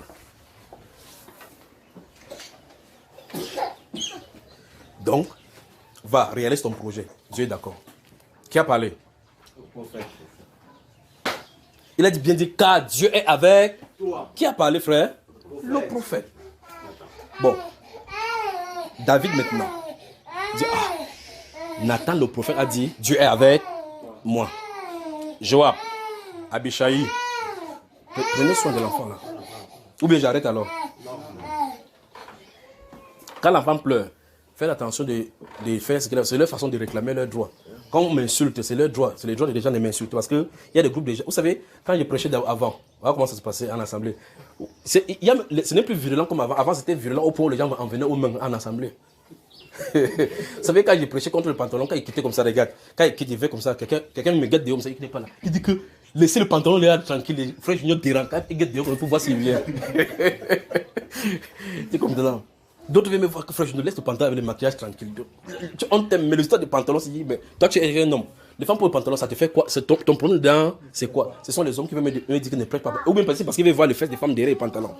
Et donc, certaines personnes venaient comme ça là. Après, quand ils regardaient l'assemblée était assis, il y avait plusieurs styles là-bas. Vous pouvez regarder le loup, le léopard, le lion. Un genre d'assemblée. Et puis je me mets là, je dis, bonjour, que Dieu vous bénisse. Alors dis-nous Amen. Vous voyez que tout le monde va dire Amen. Le Amen là n'a pas de couleur. On ne sait pas si c'est sorti dans la gueule de lion, dans la gueule d'éléphant, dans la gueule de crocodile ou bien dans la gueule de lion. Mais le problème c'est que tout le monde dit Amen. Et puis je continue. Si vous êtes venu pour la guérison, que le Seigneur vous a accompli ce dont vous êtes venu faire, chercher. Quelqu'un dit encore dit quoi? Amen. Parce qu'il y a quelqu'un là au milieu qui veut la guérison. Il dit, en tout cas, vous voulez la bénédiction, que Dieu vous bénisse. Quelqu'un dit Amen. Si vous êtes venu ici, vous êtes comme Judas Iscariote, faites votre travail. Souvenez-vous que Judas a fait le sien, il est en son lieu. Il y a un frère qui a dit Oh, quand je suis en train de donner les différentes phases, je n'ai pas cité le nom de quelqu'un. Quand il dit que si quelqu'un est venu, il est malade, que Dieu le guérisse. Quelqu'un dit Amen. Donc quelqu'un aussi a dit Amen. Le nom de quelqu'un, ce n'est pas maladie. Il se dit que si quelqu'un est venu et qu'il a besoin, mais souvenez-vous que Jésus a pourvu ce que vous avez besoin à la croix, qu'il vous l'accorde. Et puis il finit maintenant, il dit, mais avant qu'il n'aille à la croix, il y avait un monsieur qu'on appelait Judas Iscar, qui était avec lui et qui l'a vendu. Donc si vous êtes aussi ici, pour observer, pour venir calomnier, faites votre œuvre comme Judas a fait le sien et allez où? En son lieu. J'entends comme il dit, il a le conseil pour le cœur. Il fait comme ça, j'observe. Parce que quand il y avait Amen pour la maladie, il pouvait savoir quel groupe il est. Quand l'autre avait dit Amen pour les bénédictions spirituelles, l'autre il dit, quand pour Judas est sorti, il savait encore qui est Judas. C'est là au milieu du groupe là. Donc j'ai eu chaud au début du ministère. Et j'étais calme. Parce que Dieu m'avait prévenu en me montrant, quand il m'a présenté le prophète, quand il marchait dans la vision avec le prophète, il me montrait tout ce qui devait m'arriver. Toute étape, ministère après ministère, comme je t'ai raconté aujourd'hui, cette nuit, c'est franchi. Donc tout ce qui arrive dans ce ministère-ci, c'est prédestiné. Vous comprenez, n'est-ce pas? Et puis cela fait. Son frère lui dit que c'est quoi? Il ne peut pas entendre ce qu'il a dit là. C'est entre eux qui discutent. Quand il dit comme ça, je suis au milieu, il continue à faire ce que je suis en train de faire. Il dit que ça discute, je suis en train de parler maintenant, il faut que. Il dit que je suis Judas. Il dit, mais il a appelé ton nom qui tu es Judas. Il a dit où qu'il est que tu es Judas. Il sort là-bas, il commence à dire maintenant que je viens enceinte que je suis Judas. Jusqu'à ce qu'il est ennemi avec moi. Pourtant, je n'ai pas appelé le nom de quelqu'un. Vous voyez le problème, n'est-ce pas, frère? Donc, je suis vacciné depuis. Alors, donc, revenons dans le texte d'écriture qui nous concerne ici. Si on reste dans le cadre, vous avez fermé l'écriture dans ces 2 Samuel-ci. Si on reste là, on dira que le prophète, Nathan le prophète, a donné un bon conseil de la part du Seigneur parce qu'il est arrimé avec le Seigneur et il a dit clairement que Dieu est avec lui. Donc ça veut dire que si tu veux faire n'importe quoi, Dieu est d'accord. Le verset suivant. Allons-y maintenant. C'est toi qui lis. Attends. Le temps qu'ils ouvrent. Vous remarquez que lorsqu'il a dit cela, il a cessé. Le verset suivant commence par le mot. La nuit suivante. Allons-y encore. La nuit suivante. Non, si tu n'as pas la bonne version. La nuit suivante. Ici. La nuit suivante. Ici. La nuit suivante. Même chose. Même chose, n'est-ce pas? Cette nuit-là, voilà, ça commence à varier là maintenant. Qui d'autre? La nuit suivante. Qui t'a donné le livre? La nuit suivante, la parole de Attends. Le frère Hachir, vous comprenez la Bible, vous comprenez que c'est la Bible qui a la mitraillage dedans. Tandis que le frère Hachir ouvre ça. 2 Samuel chapitre 7. Ouvrez ici. Ça, c'est la version parole de vie. Ça, c'est non. Ça, c'est français courant. Dieu, c'est Mathieu, hein? C'est toujours la nuit suivante. Allons-y. On n'a pas ouvert. Non, ça c'est le Nouveau Testament. Ok, allons-y. La nuit suivante, la parole de l'Éternel fut adressée à Nathan. Oui. Va dire à mon serviteur David, ainsi parle l'Éternel. Est-ce toi qui me bâtiras une maison pour que j'en fasse ma demeure? Stop. Qu'est-ce que le prophète lui a dit en journée? Va faire tout ce que tu as dans le cœur, car l'Éternel est avec toi. Ce que Dieu fait là, il a dit de contredire son prophète, oui ou non? C'est que Dieu va corriger cela. Est-ce qu'il a dit de contredire? Parce que en fait, ça veut dire clairement que si David engage dans cette voie-là, Dieu n'est pas avec lui. C'est une autre personne qui est désignée à cette œuvre. Donc toute autre personne, venant, s'il vient te dire que maintenant David, si tu as l'argent, tu peux contredire. Si il dit ça, ils sont en train de contredire Dieu. Ils sont en train d'aller contre Dieu. Et pour ça, cette personne, c'est à servir Dieu contrairement à sa voix. Vous direz quoi de Nathan le prophète?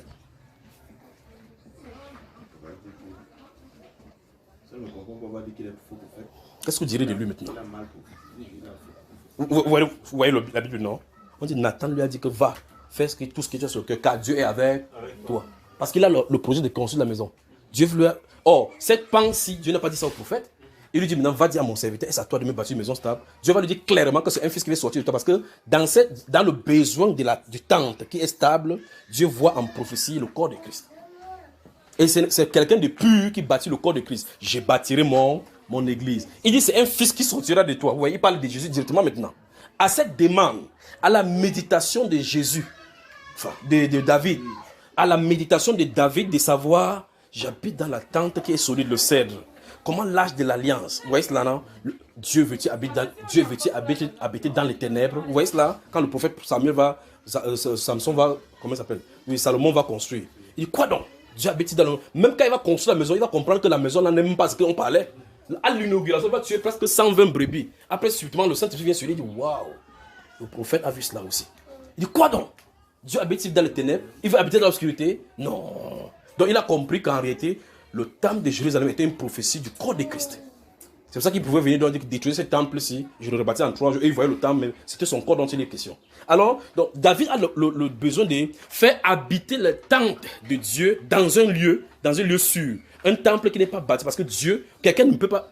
Le prophète également dit, Saul dit dans Actes chapitre 17, que Dieu n'est pas servi par les mains d'hommes, comme s'il a besoin de quelque chose. Donc tu ne peux pas bâtir un temple. Tu ne peux pas. Vous voyez cela, n'est-ce pas? Alors, qu'est-ce que Dieu dit? Il dit, c'est un fils qui est sorti de toi, qui me bâtira le temple. Vous voyez cela? Et Dieu dit, profitez donc à ces fils-là, je lui donnerai une maison stable. Vous voyez, il parle de Jésus ici. Alors, maintenant, vous voyez que les prophéties disent maintenant que David savait que Dieu lui a fait le serment qu'il va faire asseoir son fils sur le trône. Il ne parle pas de Salomon, il parle de Jésus. Donc, Salomon qui sort de l'entrée de David est un type parfait de Jésus dans son règne et dans sa stabilité. Parce que Salomon veut dire paix. C'est celui qui règne sans guerre. C'est le prince de paix, Jésus, notre Seigneur. Amen. Vous avez moi, n'est-ce pas? Amen. Alors, donc, ici, on va sortir dans la prophétie sur la venue du Seigneur Jésus et ce qu'il est censé faire. Il est censé dire de cette personne qui vient, qui va être suscitée dans la postérité de David, que la présence qui se trouve dans l'âge, malgré qu'il soit dans l'âge physique sur la terre, en réalité, il cherche une habitation sur la terre avec les hommes. Quelqu'un dit donc Emmanuel. Emmanuel. Et donc, cet esprit-là qui habite dans le tente va venir donc tabernacler dans le corps appelé sur la terre Jésus, marchant au milieu de nous. Voilà le temple dont il parle ici. Vous avez moi? Amen. Est-ce que David pouvait bâtir ça? Non. David pouvait donner cela? Non. Donc c'est venu par la parole parlée. Pour que ça ne soit pas une volonté d'homme. Mais regardez ce que le prophète a dit dès le départ. Va, Dieu avec toi. S'il partait bâtir le temple là, sur le plan physique, ça pourrait montrer qu'un être humain qui est porteur de péché pouvait payer pour la place du pécheur. Parce que David a versé du sang. Mais seulement lui, il n'a pas versé. Or, le sang versé, c'est le symbole du rachat du péché. Or, celui-ci a versé le sang, était un homme de sang. C'est ce que Dieu va le dire. Que tu es un homme de sang. Tu ne peux pas me bâtir une maison. Vous avez suivi ça? Hein? Alors, quand on n'a pas compris ces choses-ci, on va aller dans tous les sens maintenant. Mais voilà le prophète qui a dit que Dieu est avec toi. Vous remarquez qu'une faute, si David s'était aventuré de mettre le temps, même la fondation, tout le plan, même l'église avait échoué. tout le plan, même l'église, devait échouer. Mais Dieu a corrigé cela. A-t-il lapidé Nathan le prophète? Non. Parce que clairement, la prophétie de Nathan ici détourne David de la voie. Nous sommes d'accord? Que Dieu vous bénisse. Amen. Malachie chapitre 3.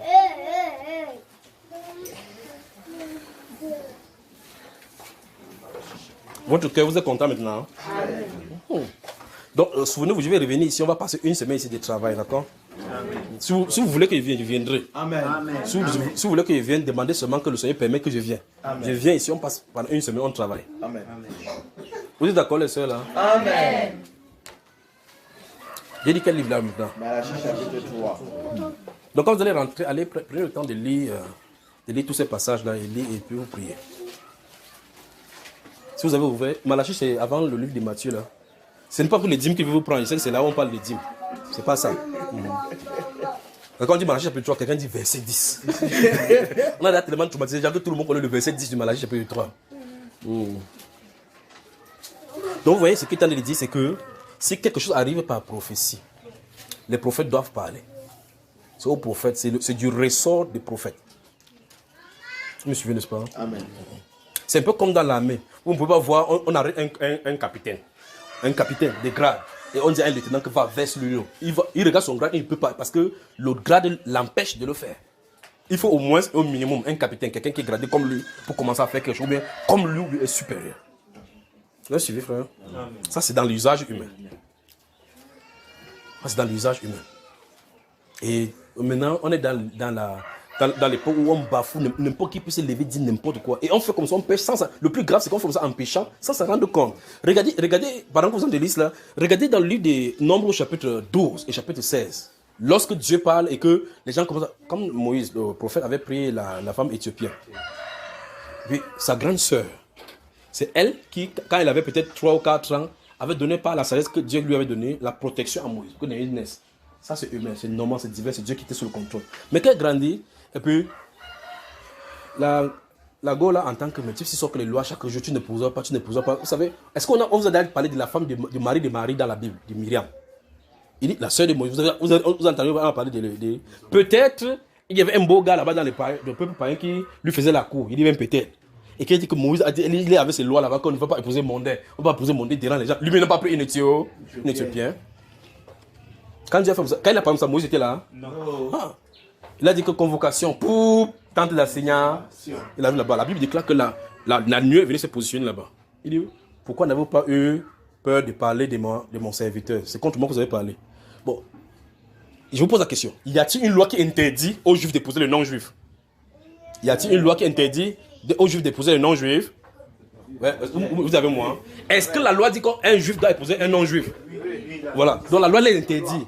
Voilà. Est-ce que Moïse a épousé un non-Juif? Oui. Voilà. C'est ça. Vous avez peur? Oui. Moïse a effectivement épousé. Donc il enfreint la loi. Dieu ne connaît pas. Hein? Il connaît. Bon, quand il les convoque là-bas, vous avez vu Dieu a posé la question sur le problème des Éthiopiens là? Non. Il a posé le problème à Moïse par rapport à ce qu'il a fait. Non. Il s'est tourné vers ceux qui ont murmuré contre Moïse. Vous voyez, n'est-ce pas? Parce que l'éthiopianité de l'amour de Moïse est sous contrôle du Saint-Esprit.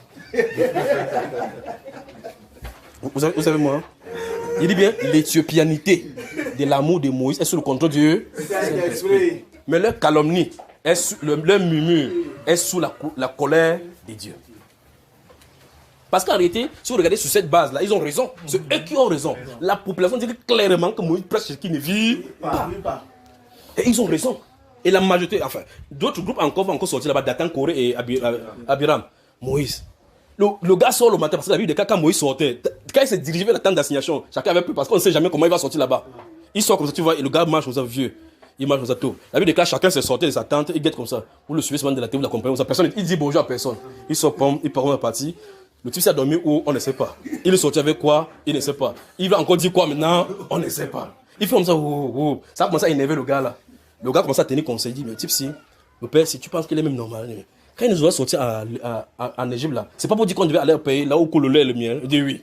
Ils avaient raison, pas vrai frère? Chaque jour, tu vois, on te promène du regard, le gars est lui fier. On promène ça, le gars est lui fier.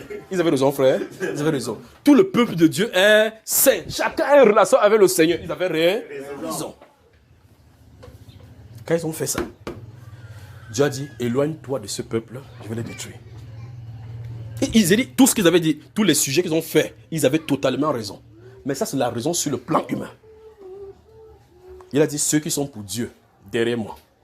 Vous vous souvenez de ce qu'il a vu dans cette vision-là avec le lion qui attaquait. Et puis il dit, mettez le feu. Il dit, ceux qui sont pour Dieu, derrière moi. Mais il y a des gens quand même qui ont eu le courage d'être derrière Abiram Corée parce qu'on les avait gagnés leur le cœur. Parce qu'ils disaient ce qui était vrai. Mais moi, il sort là-bas, tu vois, après, quand il vient parler, quelqu'un va dire qu'il veut seulement goûter les Éthiopiens là seul.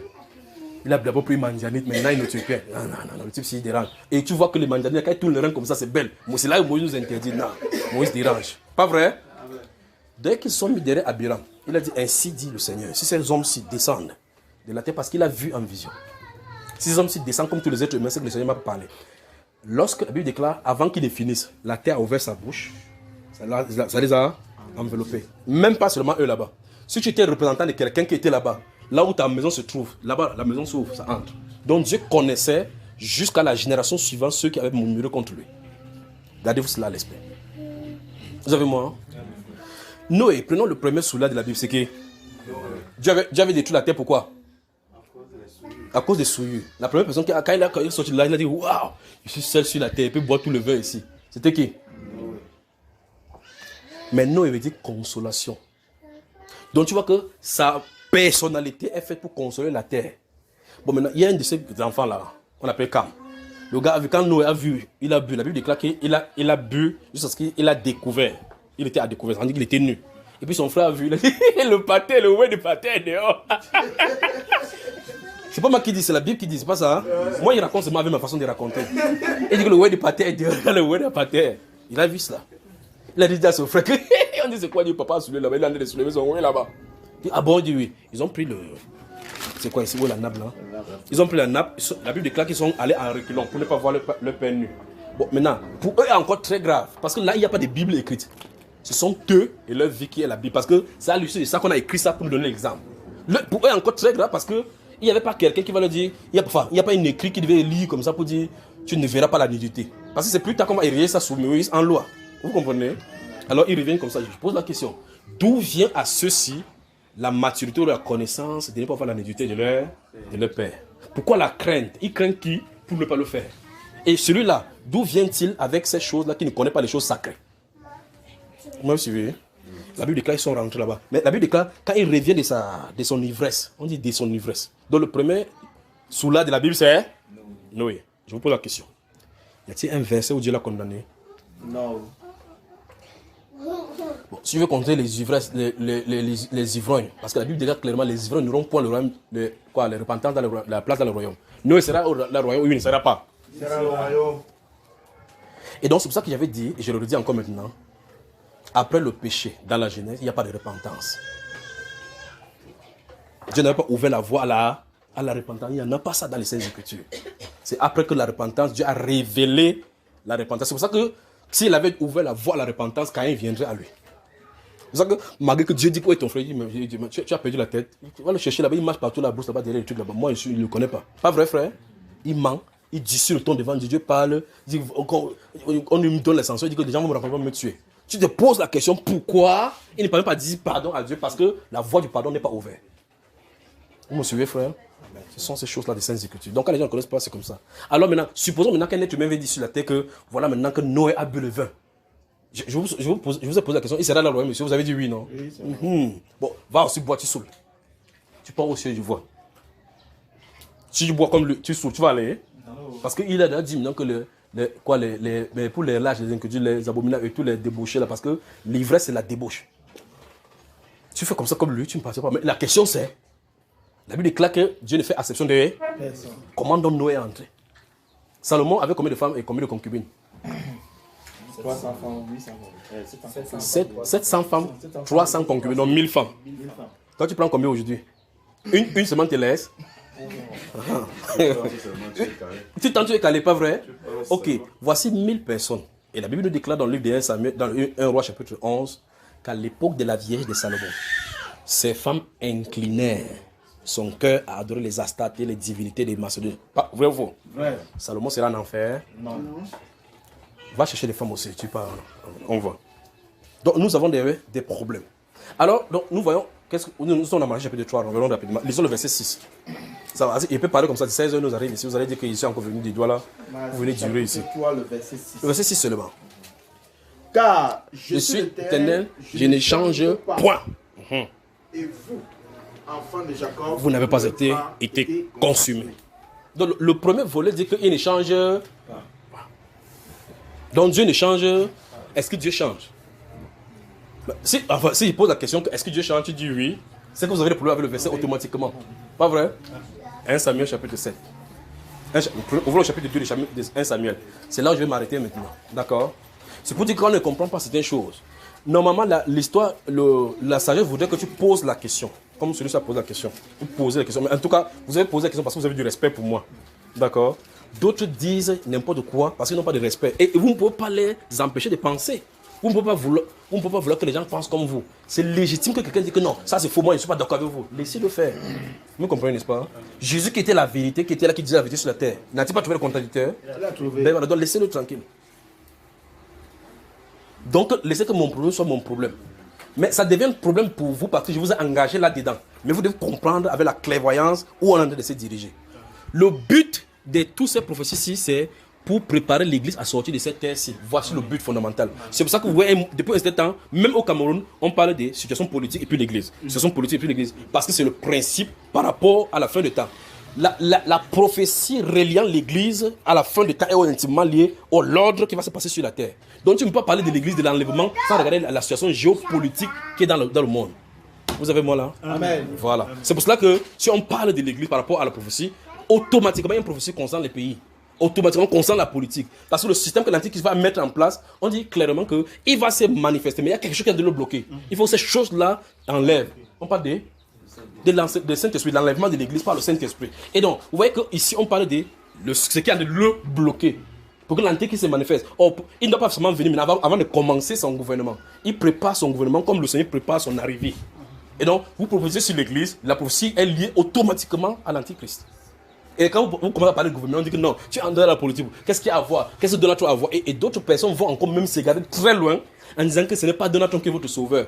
Or, on n'a pas de parler de l'histoire du salut. Le salut a été acquis une fois pour toutes à la croix. On a dit un événement. Quand les gens sont un peu dit que non, ça ne donne pas le salut. Je ne crois pas en Donald Trump. Je ne crois pas. On ne débat même pas de croire en Donald Trump. C'est pas de ça dont c'est question. Donc, ouais, que les gens déplacent le débat sur un faux terrain.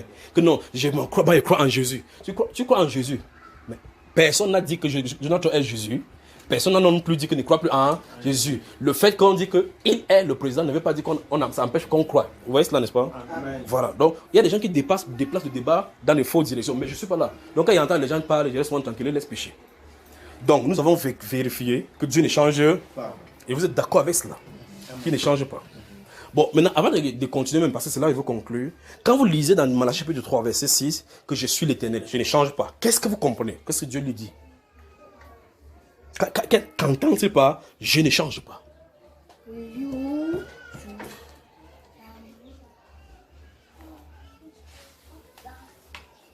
Vous avez rencontré ces versets. Mais quand vous coïncidez devant les versets, vous faites comment? Parce que tout à l'heure, il vient de citer des cas des prophètes. N'en parlons pas des prophètes, osez que la première fois qu'il lui parle, c'est qu'il va prendre une prostituée. Bon, je lis ça dans les scènes, que je ne vais pas prendre une prostituée. J'ai raison. Bon, prophète, vous avez vu tous ces prophètes donc, que j'ai cités, que ce soit Salomon, que ce soit Noé, que ce soit Myriam, ou bien tout là. Vous avez vu un endroit où ils sont repentis. Bon, la Bible déclare que Dieu ne fait exception de personnes. Dans ces cas, ils seront où? Avec le péché. En principe, ils seraient où? En enfer, pas vrai? Qu'est-ce qui fait qu'ils sortent de l'autre côté? Alors, je pose la question. Quand vous lisez dans Malachie chapitre 3, verset 6, vous dites, je suis l'Éternel, je ne change pas. Qu'est-ce que vous comprenez par ces paroles? Je ne change pas. Qu'est-ce que ça vous donne comme enseignement? Mais qu'est-ce que vous y comprenez? Il est plus de 12 heures, donc il fait que je vous laisse là. Qu'est-ce que vous comprenez? Oui, tu veux parler? Oui. On comprend que sa nature. Quand il dit qu'il ne change pas, c'est sa nature. Parce que même dans le livre de Nombre là-bas, il dit que il n'est point un homme pour mentir. Donc, ni un fils d'homme pour se repentir. Donc, quand il dit comme ça, ce qu'il dit, il le fera. Et il a sa façon de faire. Il a comment on appelle ça, sa manière de faire détonner ou c'est énigme pour les hommes. Oui. Donc il est multidimensionnel, chaque fois il nous enseigne.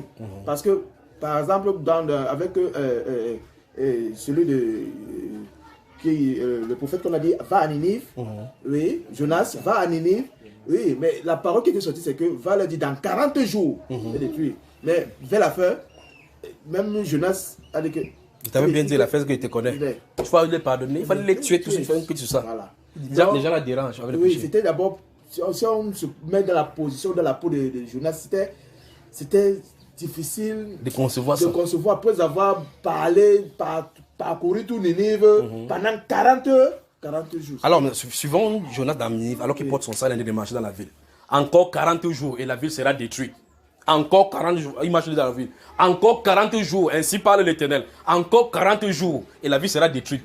En temps, la sœur est venue faire le commerce à Ninive parce que c'est une ville commerciale. Il voit, comment il s'appelle, Jonas en train de parler, encore 40 jours. Il finit de voir elle achète ses pains à Ninive. Elle dit que le type a dit 40 jours, c'est détruit. Elle fuit. Elle finit d'acheter son commerce, elle rentre tranquillement. Elle est partie avec un message. Encore 40 jours et Ninive sera quoi? Elle finit de partir, elle voit un commerce. Elle vient après 120 jours, elle voit les mêmes personnes sont là comme ça. Voici. Quand elle va rencontrer Jonas, elle va dire quoi? Prophète. Point maintenant quelqu'un dans le nez. Quand tu ne comprends rien, ferme ton tuyau d'échappement. Voilà. Donc vous voyez qu'il y a un problème ici, n'est-ce pas? Parce que c'est un bon exemple qu'il a pris là. Parce que la prédication c'est ainsi parle l'Éternel. Encore 40 jours, Ninive sera détruite. Après 40 jours, Ninive a été détruite. Non. Donc nous avons un problème ici.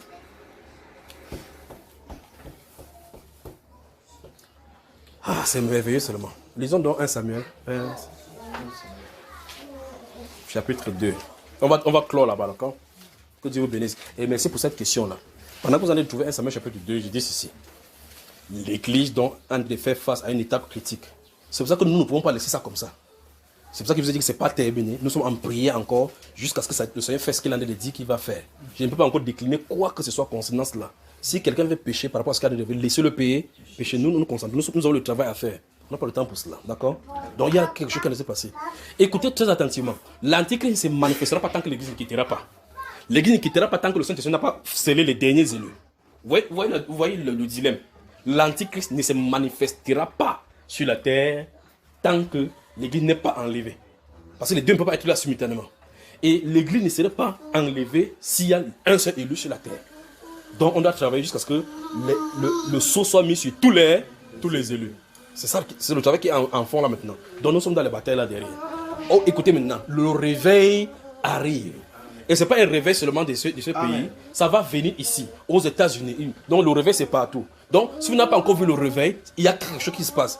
Ce qu'il faut faire, c'est rester dans la prière. Amen. Vous comprenez, n'est-ce pas? Amen. Chapitre 2. Nous allons lire les versets 22 du chapitre 2. Et puis on va s'arrêter au verset 29, d'accord? Et bientôt la vidéo te dit stop. Alors il faut qu'il lise. Tu es là, mon cher? Tu peux lire? Can you read? Ok. Lis alors. Il a dit qu'il ne lit pas les Saintes Écritures, qu'il n'en est pas dit. 1 Samuel chapitre 2, à partir du verset 22. Élie était fort âgé et il apprit comment ses fils agissaient à l'égard de tout Israël. Il apprit aussi qu'il couchait avec les femmes qui s'assemblaient à l'entrée de la tente d'assignation. Ça, c'est un problème dans les Saintes Écritures. Arrêtons là-bas, on commente. La Bible déclare que Élie, qui était un sacrificateur, était fort avançant. C'est un homme qui était gigantique, grand de taille. Et puis il pesait. On dit qu'il avançait en âge, même sa vision était presque assombrie. Mais il avait appris la façon dont ses fils agissaient. Et c'est un problème ici par rapport à la femme. On dit qu'il couchait avec la femme devant la tente d'assignation. Ça, c'est incommun, c'est impensable. Ça, ce sont les fils des sacrificateurs. Et ils le font devant la tente d'assignation dans laquelle se trouve le lieu de rendez-vous. Vous avez vu? Maintenant, la question se pose.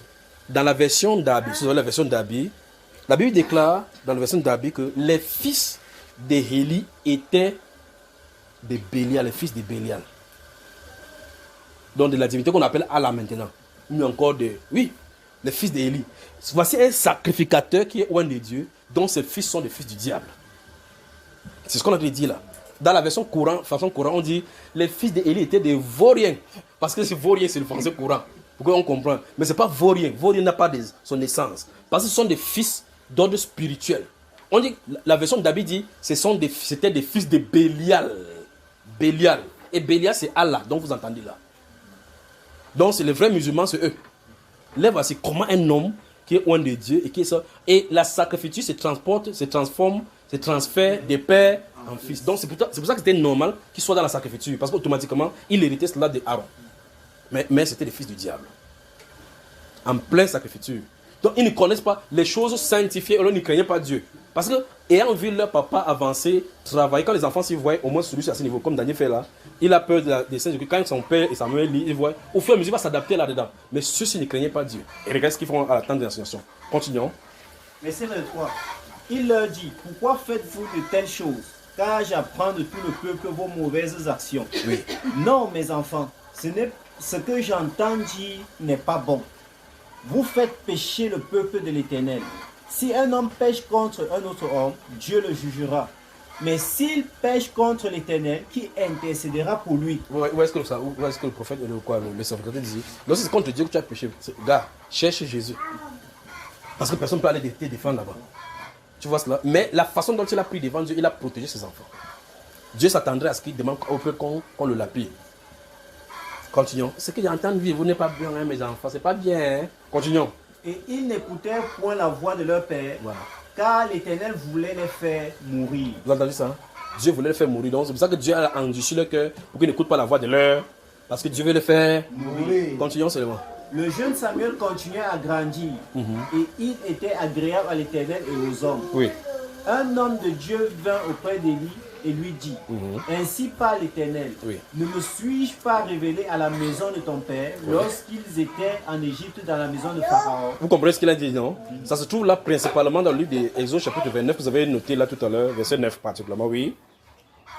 Je l'ai choisi parmi toutes les tribus d'Israël pour être à mon service dans le sacerdoce, pour monter à mon autel, pour brûler le parfum, pour porter les formes devant moi, et j'ai donné à la maison de ton père tous les sacrifices consumés par le feu et offerts par les enfants d'Israël. Donc il parle de la maison d'Aaron ici, avec la loi qu'il avait donnée dans Exode, n'est-ce pas? Allons-y. Pourquoi foulez-vous aux pieds mes sacrifices et mes offrandes que j'ai ordonné de faire dans ma demeure? Oui. Et d'où vient que tu honores tes fils plus que moi? Vous avez vu ça? Oh, si vous regardez la façon dont il a parlé à ses enfants, vous avez dit non, c'est un père qui a corrigé ses enfants. Mais la correction qu'il a amenée n'est pas au niveau que Dieu attendrait. Oui. Donc ça veut dire que Dieu dit que tu honores ton fils plus que... Si tu es les enfants, ses enfants, il demandait que prenez les enfants, se mettez dehors, tuez-les en dessus. Dieu devait les lever en ancien au devant de lui. Mais il a dit, mes fils, c'est pas bien ce que j'entends dire dans tout le peuple. Donc tout le peuple s'était plaint. Donc quand le peuple se plaint devant le sacrificateur, c'est qu'il prenne ses décisions, il prenne ses actions. Parce que cette façon de corrompre, c'est pour faire que Dieu quitte le peuple. Or, du coup, Dieu quitte le peuple, c'est une autre divinité qui vient s'installer. Donc il fallait les lapider. Oui. Afin de vous engraisser des prémices de toutes les offrandes d'Israël, mon peuple. C'est pourquoi, verset 30. Écoutez maintenant ce que le prophète va dire. Gars, écoutez, c'est le prophète qui va dire ici maintenant. Je veux que vous compreniez cela. Gardez-vous à l'esprit ce que nous avons lu dans le livre de Malachie, chapitre 3, verset 6. Allons-y. C'est pourquoi, voici ce que dit l'Éternel, le Dieu d'Israël. Oui. J'avais déclaré que ta maison et la maison de ton père marcheraient devant moi à perpétuité. Stop. Soulignez perpétuité. Donc, d'après ce que vous venez de lire, le prophète qui vient nous dire, le prophète sort comme ça. Il arrive ainsi par l'Éternel. C'est le verset, c'est la partie qui nous intéresse maintenant. Donc, j'ai laissé vous lisez plus le verset 22 pour qu'on voie la chose venir. Maintenant, le prophète dit, j'avais déclaré à la maison de ton père, dans ta maison, que quoi? Que vous marcherez devant moi à perpétuité. Qu'est-ce que Dieu dit maintenant? Et maintenant, dit l'Éternel, loin de moi, car j'honorerai celui qui m'honore. Oui. Mais ceux qui me méprisent seront méprisés. Amen. Donc Dieu vient de changer d'idée par rapport à ce qu'il avait déclaré sur cette maison-ci. Dieu vient de dire, j'avais déclaré, parce que si vous regardez l'histoire de Finé dès le départ, quand Finé avait tué Dieu a donné une promesse à Finé. Quand vous regardez le roi, quand le roi avait fait une restauration, il a fait personne. Si vous tracez, quand vous lisez, je commence à lire les Saintes Écritures, ne lisez pas tout seulement pour traverser. Prenez du temps. Prenez Élie. Vous regardez son arbre généalogique. Vous allez retrouver la personne à qui Dieu a fait la promesse. Parce qu'il ne parle pas de toute la maison d'Aaron ici. Il parle de cette lignée. À cette lignée, s'il y a quelqu'un qui a fait quelque chose dans le passé, et Dieu a dit que tu ne manqueras jamais des personnes devant moi dans ta lignée qui va brûler le parfum devant moi. Dieu dit que j'avais déclaré cela pour ta maison. Vous voyez cela, n'est-ce pas? Il me dit, à cause de ce qui en est arrivé par ton fils, vous voyez cela, à cause. Loin de moi. Donc, Dieu annule ce qu'il avait fait dès le départ. Amen. Fermez les Saintes Écritures. Peuple de Yaoundé, que Dieu vous bénisse. Amen. Que rien ne vous perturbe dans la marche pour le réveil, d'accord? Désirez toujours cette soif là devant lui. Ce n'est pas loin. D'accord? Il tente de causer avec le frère Haché dans la nuit. Et puis il a dit quelque chose sans s'en rendre compte de ce qu'il en s'est préparé. Il a dit quelque chose. Si lui dit maintenant ça va encore lui plaire. Bon, pour ne pas lui plaire, je ne dis pas parce qu'il a dit que je sais que c'est bon et que c'est très vrai. Ou bien je vous dis aussi. Vous voyez? Donc, quelque chose est en train d'arriver. Nous sommes en train de travailler également là-dedans. Bon, comme il y a de mauvaises oreilles qui nous entendent, on ne dit pas. Donc, travaillons des choses. Il y a des choses qui sont en train d'arriver, d'accord? Mais il a dit quelque chose. Quand il a dit ça, il dit wow, parce que nous sommes en train de nous préparer là-bas pour que quelque chose arrive. Amen. Donc, quelque chose est en train d'arriver. Et il a dit qu'il a vu cela. Il vous a raconté ça et cela que quelque chose est en train d'arriver et qu'il a vu quelque chose qui est en train d'arriver. Quand il a dit ça, il a compris que quelque chose qui est en train d'arriver, c'est ce que nous nous en avons préparé. Il dit waouh, merci Seigneur. Parce que nous sommes en train de préparer pour que cette chose-là arrive. Et que nous, comme on commence à préparer, on est en train de regarder que c'est quelle direction on va prendre. Et je vois maintenant, comme il a vu comme ça, que quelque chose là est censé arriver. Je vais vous expliquer ça clairement même. Que le Seigneur vous bénisse. Personne n'a été compris. Tant de Père, nous te rendons grâce. Priez pour vous-même, priez pour ce que vous avez entendu. Priez que Dieu vous bénisse, que Dieu vous bénisse. Si quelqu'un vous a poussé à murmurer sur quoi que ce soit, continuez à parler au Père. Qu'il n'y ait point de problème au milieu de vous, ni point de situations, des tensions qui veulent vous éloigner de la voie de Dieu. Que le Seigneur vous bénisse, que le Seigneur vous bénisse. Priez, priez, priez. Tendre Père, nous te sommes reconnaissants. Merci pour ce moment merveilleux que tu nous as donné de passer. Merci pour tes réponses précises, concises et claires. Merci Dieu de gloire de nous donner, oh Dieu, d'être ferme à te voir et que rien de ce monde ne vienne nous ébranler. Merci pour ce que tu as prévu pour les églises au Cameroun en ce moment. Merci pour la grâce que tu nous donnes. Merci pour les frères d'ici, pour l'église de Yaoundé, que tu donnes de prier et d'intercéder. Seigneur, bénis les pères de gloire par des visitations. Alors qu'ils sont dans la prière, Père, je dis, prie au Dieu que tu oins, au Dieu de gloire, leur bouche, tu oins le cœur, tu oins les lèvres, leurs pensées. Imbibe chacun de nous, Seigneur, et rends-nous aptes à toute bonne œuvre. Je les recommande entre tes mains au Père. Père, touche chaque cœur. Touche chaque cœur. Et pour tous ceux là, oh Dieu, qui parlaient d'une façon ou d'une autre, qui n'étaient pas d'accord avec tout ce qu'ils entendent, je prie au Père que tu les bénisses de toutes les façons. Pour ceux qui insultent, oh Dieu de gloire, bénis-les, bénis leur famille. Je prie au Dieu de gloire que tu ne retiens point, oh Dieu de gloire, le péché de quiconque qui parle contre cela. Que ton nom se soit glorifié. Seigneur, tu connais ton plan. Ton plan a été donné et tu as révélé ton plan. Bien que le monde ne comprenne pas, oh Dieu de gloire, bien que nous-mêmes ne comprenions pas très souvent, tu es quand même Dieu. Que ton nom se soit élevé. Que ton nom soit glorifié. Que le peuple de Yaoundé dise Amen. Amen. Dans la joie qu'il chante. Ce n'est pas moi qui dis, pas vrai? C'est l'ordre recommandé et nous respectons. Amen. Amen. On chante quel cantique? Joyeux, bénissons le Seigneur. 293. C'est 293.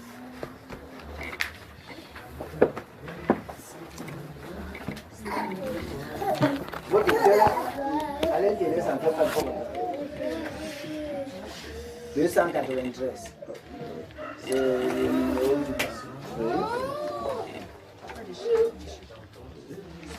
Amen. Amen. Nous y sommes. Quelqu'un pour nous commencer alors.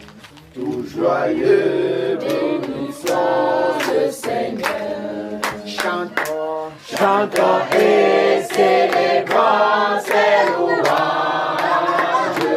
Adorons avec foi le Sauveur. Nous joignons au céleste Pharaon. Gloire à Dieu, gloire à Dieu, gloire à Dieu. Alléluia, que ce chant retentisse en tout lieu. Gloire à Dieu, gloire à Dieu, gloire à Dieu. Que ce chant retentisse en tout lieu. Dieu dans son incomparable amour du ciel envoya son Fils unique et la terre et les cieux en ce jour s'unissent pour chanter ce cantique. Gloire à Dieu, gloire à Dieu, gloire à Dieu. Alléluia, que ce chant retentisse en tout lieu. Gloire à Dieu, gloire à Dieu,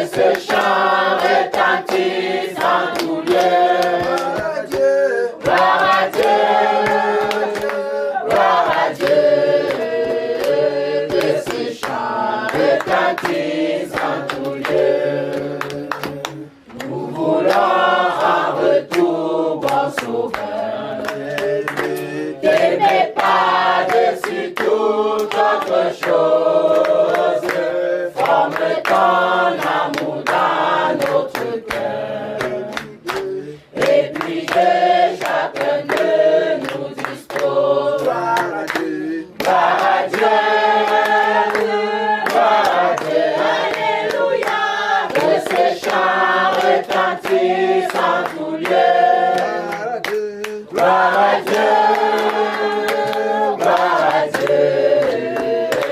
Que ce chant retentisse en tout lieu. Amen. Amen. Que ce chant soit pour nous comme un réveil. Amen. Amen. Que ceux qui dormaient se réveillent. Que ceux qui pensaient que Dieu pense puissent comprendre aujourd'hui que Dieu ne pense pas. Mais ils réalisent ce qu'il a commencé. Amen. Amen. S'il a commencé une œuvre, il doit l'accomplir. Amen. Donc nous avons dit récemment ici que chacun doit penser à son affermissement. Amen. Amen. Chacun doit plus penser à son affermissement. Parce que nous avons besoin d'être affermis dans la foi, afin d'être agréable au Seigneur. Ça doit être le but de la pensée de chacun de nous. Alors que cette porte qui nous est ouverte contribue encore pour notre affermissement. Amen. Amen. Que chacun puisse comprendre que nous le voulons ou pas, Dieu est en train de contrôler son calendrier. Et c'est à partir de son calendrier qu'il doit agir, qu'on le veut ou pas. Mais mettons-nous à la bonne position. Amen. Amen. La bonne disposition du cœur. Amen. Amen. Une bonne disposition du cœur et une bienveillance les uns envers les autres. Pourquoi? Parce que le Seigneur qui vient à nous, c'est le Seigneur bienveillant. Il vient avec bienveillance. Alors si nous portons en nous ces attributs, forcément, nous allons le rencontrer. Forcément, nous serons avertis lorsque les choses seront en train d'être préparées. Mais si nous restons en arrière, un peuple sans révélation périt. Un peuple sans révélation périt. Et nous avons besoin de sa présence pour nous dire, ok, faites comme ceci, avancez dans cette direction, faites ceci, enlevez, pour nous mettre à la place où il prend plaisir. Amen. Amen. On peut encore chanter un autre cantique, n'est-ce pas? Le 182. Frère, tu veux prendre mon cantique? Moi, je suis dans la joie. Enfin, Jésus a triomphé de tant de résistance et du jour il m'a libéré. Oh, gloire à sa puissance, prince de la victoire, Jésus ressuscité. À toi seul est la gloire et pour l'éternité. Oh, par des douloureux chemins de retard et de lutte, c'est lui qui repousse sa main, s'égare et que je suis prince de la victoire, Jésus ressuscité. À toi seul est la gloire et pour l'éternité. Mon frère, j'ai dans son grand amour m'a remis sur la voie. Il m'a pardonné quel beau jour, et je chante avec joie, prince de la victoire, Jésus ressuscité. À toi seul est la gloire et pour l'éternité. Mon seul désir, Dieu tout-puissant, pour mon âme ravie, c'est qu'elle soit belle maintenant, toujours à Christ uni, prince de la victoire, Jésus ressuscité. À toi seul est la gloire et pour l'éternité. Amen. Rendons grâce à notre Père. Seigneur notre Dieu, tu es celui qui nous a pris.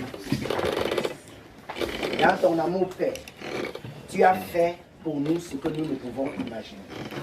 Et tu supportes nos imbécilités, nos faiblesses, nos manquements, ô Dieu de gloire.